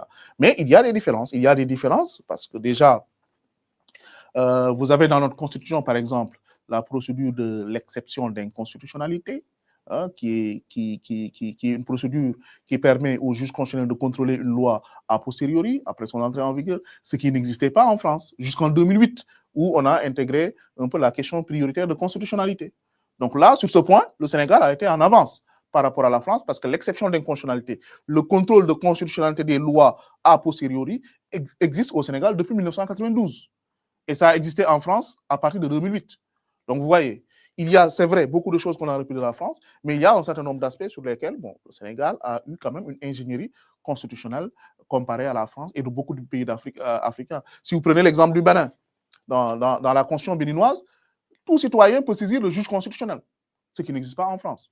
Ce qu'on appelle la saisine directe, ce qui n'existe pas dans la Constitution française. Et pourtant, le Bénin est un pays francophone qui s'est inspiré largement de la Constitution française. Donc, vous voyez, il y a ce mouvement d'inspiration, mais également, il y a cet effort d'adaptation qu'on voit de plus en plus dans les ordres constitutionnels et qui permettent un peu de prendre en compte un peu des réalités locales et de prendre en compte un peu le système dans lequel nous vivons. Voilà. Alors, peut-être une dernière question. Vous pouvez descendre un peu. Bon, sur la Constitution du Sénégal et de la France, donc je pense que ça, j'ai parlé un peu de ça. Donc le reste, c'est plus des commentaires, la définition formelle, la différence entre Constitution écrite et Constitution coutumière. Bon, je pense que j'ai parlé un peu de ça. Alors, pourquoi la Constitution, je vois ici, pourquoi la Constitution, vous pouvez remonter un peu. Pourquoi la Constitution formelle est difficile à modifier, de Jeannette. Voilà. Bon, quand on parle de constitution formelle, c'est-à-dire une constitution qui est adoptée selon une procédure particulière. Alors, pourquoi une constitution est difficile à modifier? Parce que la procédure, et on va le voir quand on va parler de la révision de la constitution, on ne révise pas la constitution comme on révise une loi. On ne révise pas la constitution comme on révise une loi. La procédure de révision à la constitution est une procédure beaucoup plus contraignante. Et cela se comprend. Cela se comprend. On ne veut pas laisser à la majorité présidentielle le soin de réviser aussi facilement la constitution quand on le veut, puisque étant l'acte fondamental et l'acte fondateur. Donc, il ne se révise pas comme une loi. Souvent, dans la procédure de révision, vous allez soit pour l'adoption, la phase d'adoption par voie de référendum, ou bien le Parlement qui adopte au 3/5e. Vous voyez, c'est une majorité qui est beaucoup plus contraignante. Ce n'est pas une majorité simple. Donc, c'est pour garantir, en fait, la stabilité constitutionnelle et éviter que la Constitution soit révisable, modifiable ou vraiment laissée à la libre appréciation des autorités politiques. Donc, c'est pourquoi des barrières sont posées. Et d'ailleurs, vous voyez l'un des exemples typiques, c'est qu'il y a des dispositions même qu'on ne peut pas réviser dans la Constitution du Sénégal. Ouais, dans la Constitution du Sénégal, l'article 103 nous dit qu'il y a des dispositions qu'on ne peut pas réviser, notamment la forme républicaine de l'État, notamment le nombre de mandats et la durée du mandat du président de la République ne peuvent faire l'objet de révision. Le mode de scrutin ne peut faire l'objet de révision. Et pourquoi? C'était toute la question qu'on a eue en 2024, lorsque il y a eu cette tentative de report des élections présidentielles. Qu'a dit le Conseil constitutionnel dans sa décision du 15 février 2024? Que la clause d'éternité, c'est-à-dire ce qu'on ne peut pas réviser, les dispositions intangibles, vont à l'encontre de toute tentative de report des élections présidentielles, parce qu'un tel report aurait comme conséquence d'étendre le mandat du président de la République en cours, qui devait s'arrêter au 2 avril. Voilà, aller jusqu'au mois de décembre, c'est ne pas respecter la règle de limitation de la durée du mandat du président de la République, et aucune révision constitutionnelle ne peut remettre en cause cela. Donc vous voyez, c'est beaucoup plus contraignant de réviser la Constitution, beaucoup plus difficile. Pourquoi? Pour garantir et pour asseoir la stabilité constitutionnelle. Mais pour autant, est-ce qu'on a une stabilité constitutionnelle au Sénégal? Puisque la Constitution elle est modifiée plusieurs fois. Depuis 2001, hein, je l'ai dit, on a plusieurs modifications. On va vers une autre modification de la Constitution. Qu'est-ce qu'on peut appeler Constitution stable ou Constitution stabilisée? C'est les questions sur lesquelles nous allons revenir lorsque nous allons parler de la révision constitutionnelle et tout le débat sur la stabilité constitutionnelle. Donc voilà, chers étudiants, je pense qu'on va s'arrêter là aujourd'hui pour cette introduction générale sur le droit constitutionnel et pour avoir vu dans la deuxième séquence la définition de la Constitution, définition matérielle, définition formelle. Voilà, et on continuera vendredi prochain, s'il plaît à Dieu, sur les autres aspects définitionnels et sur comment on élabore une constitution, comment on révise une constitution, comment on contrôle la suprématie de la constitution. Voilà des aspects sur lesquels nous allons revenir. Je vous remercie et vous souhaite un très bon week-end. Merci.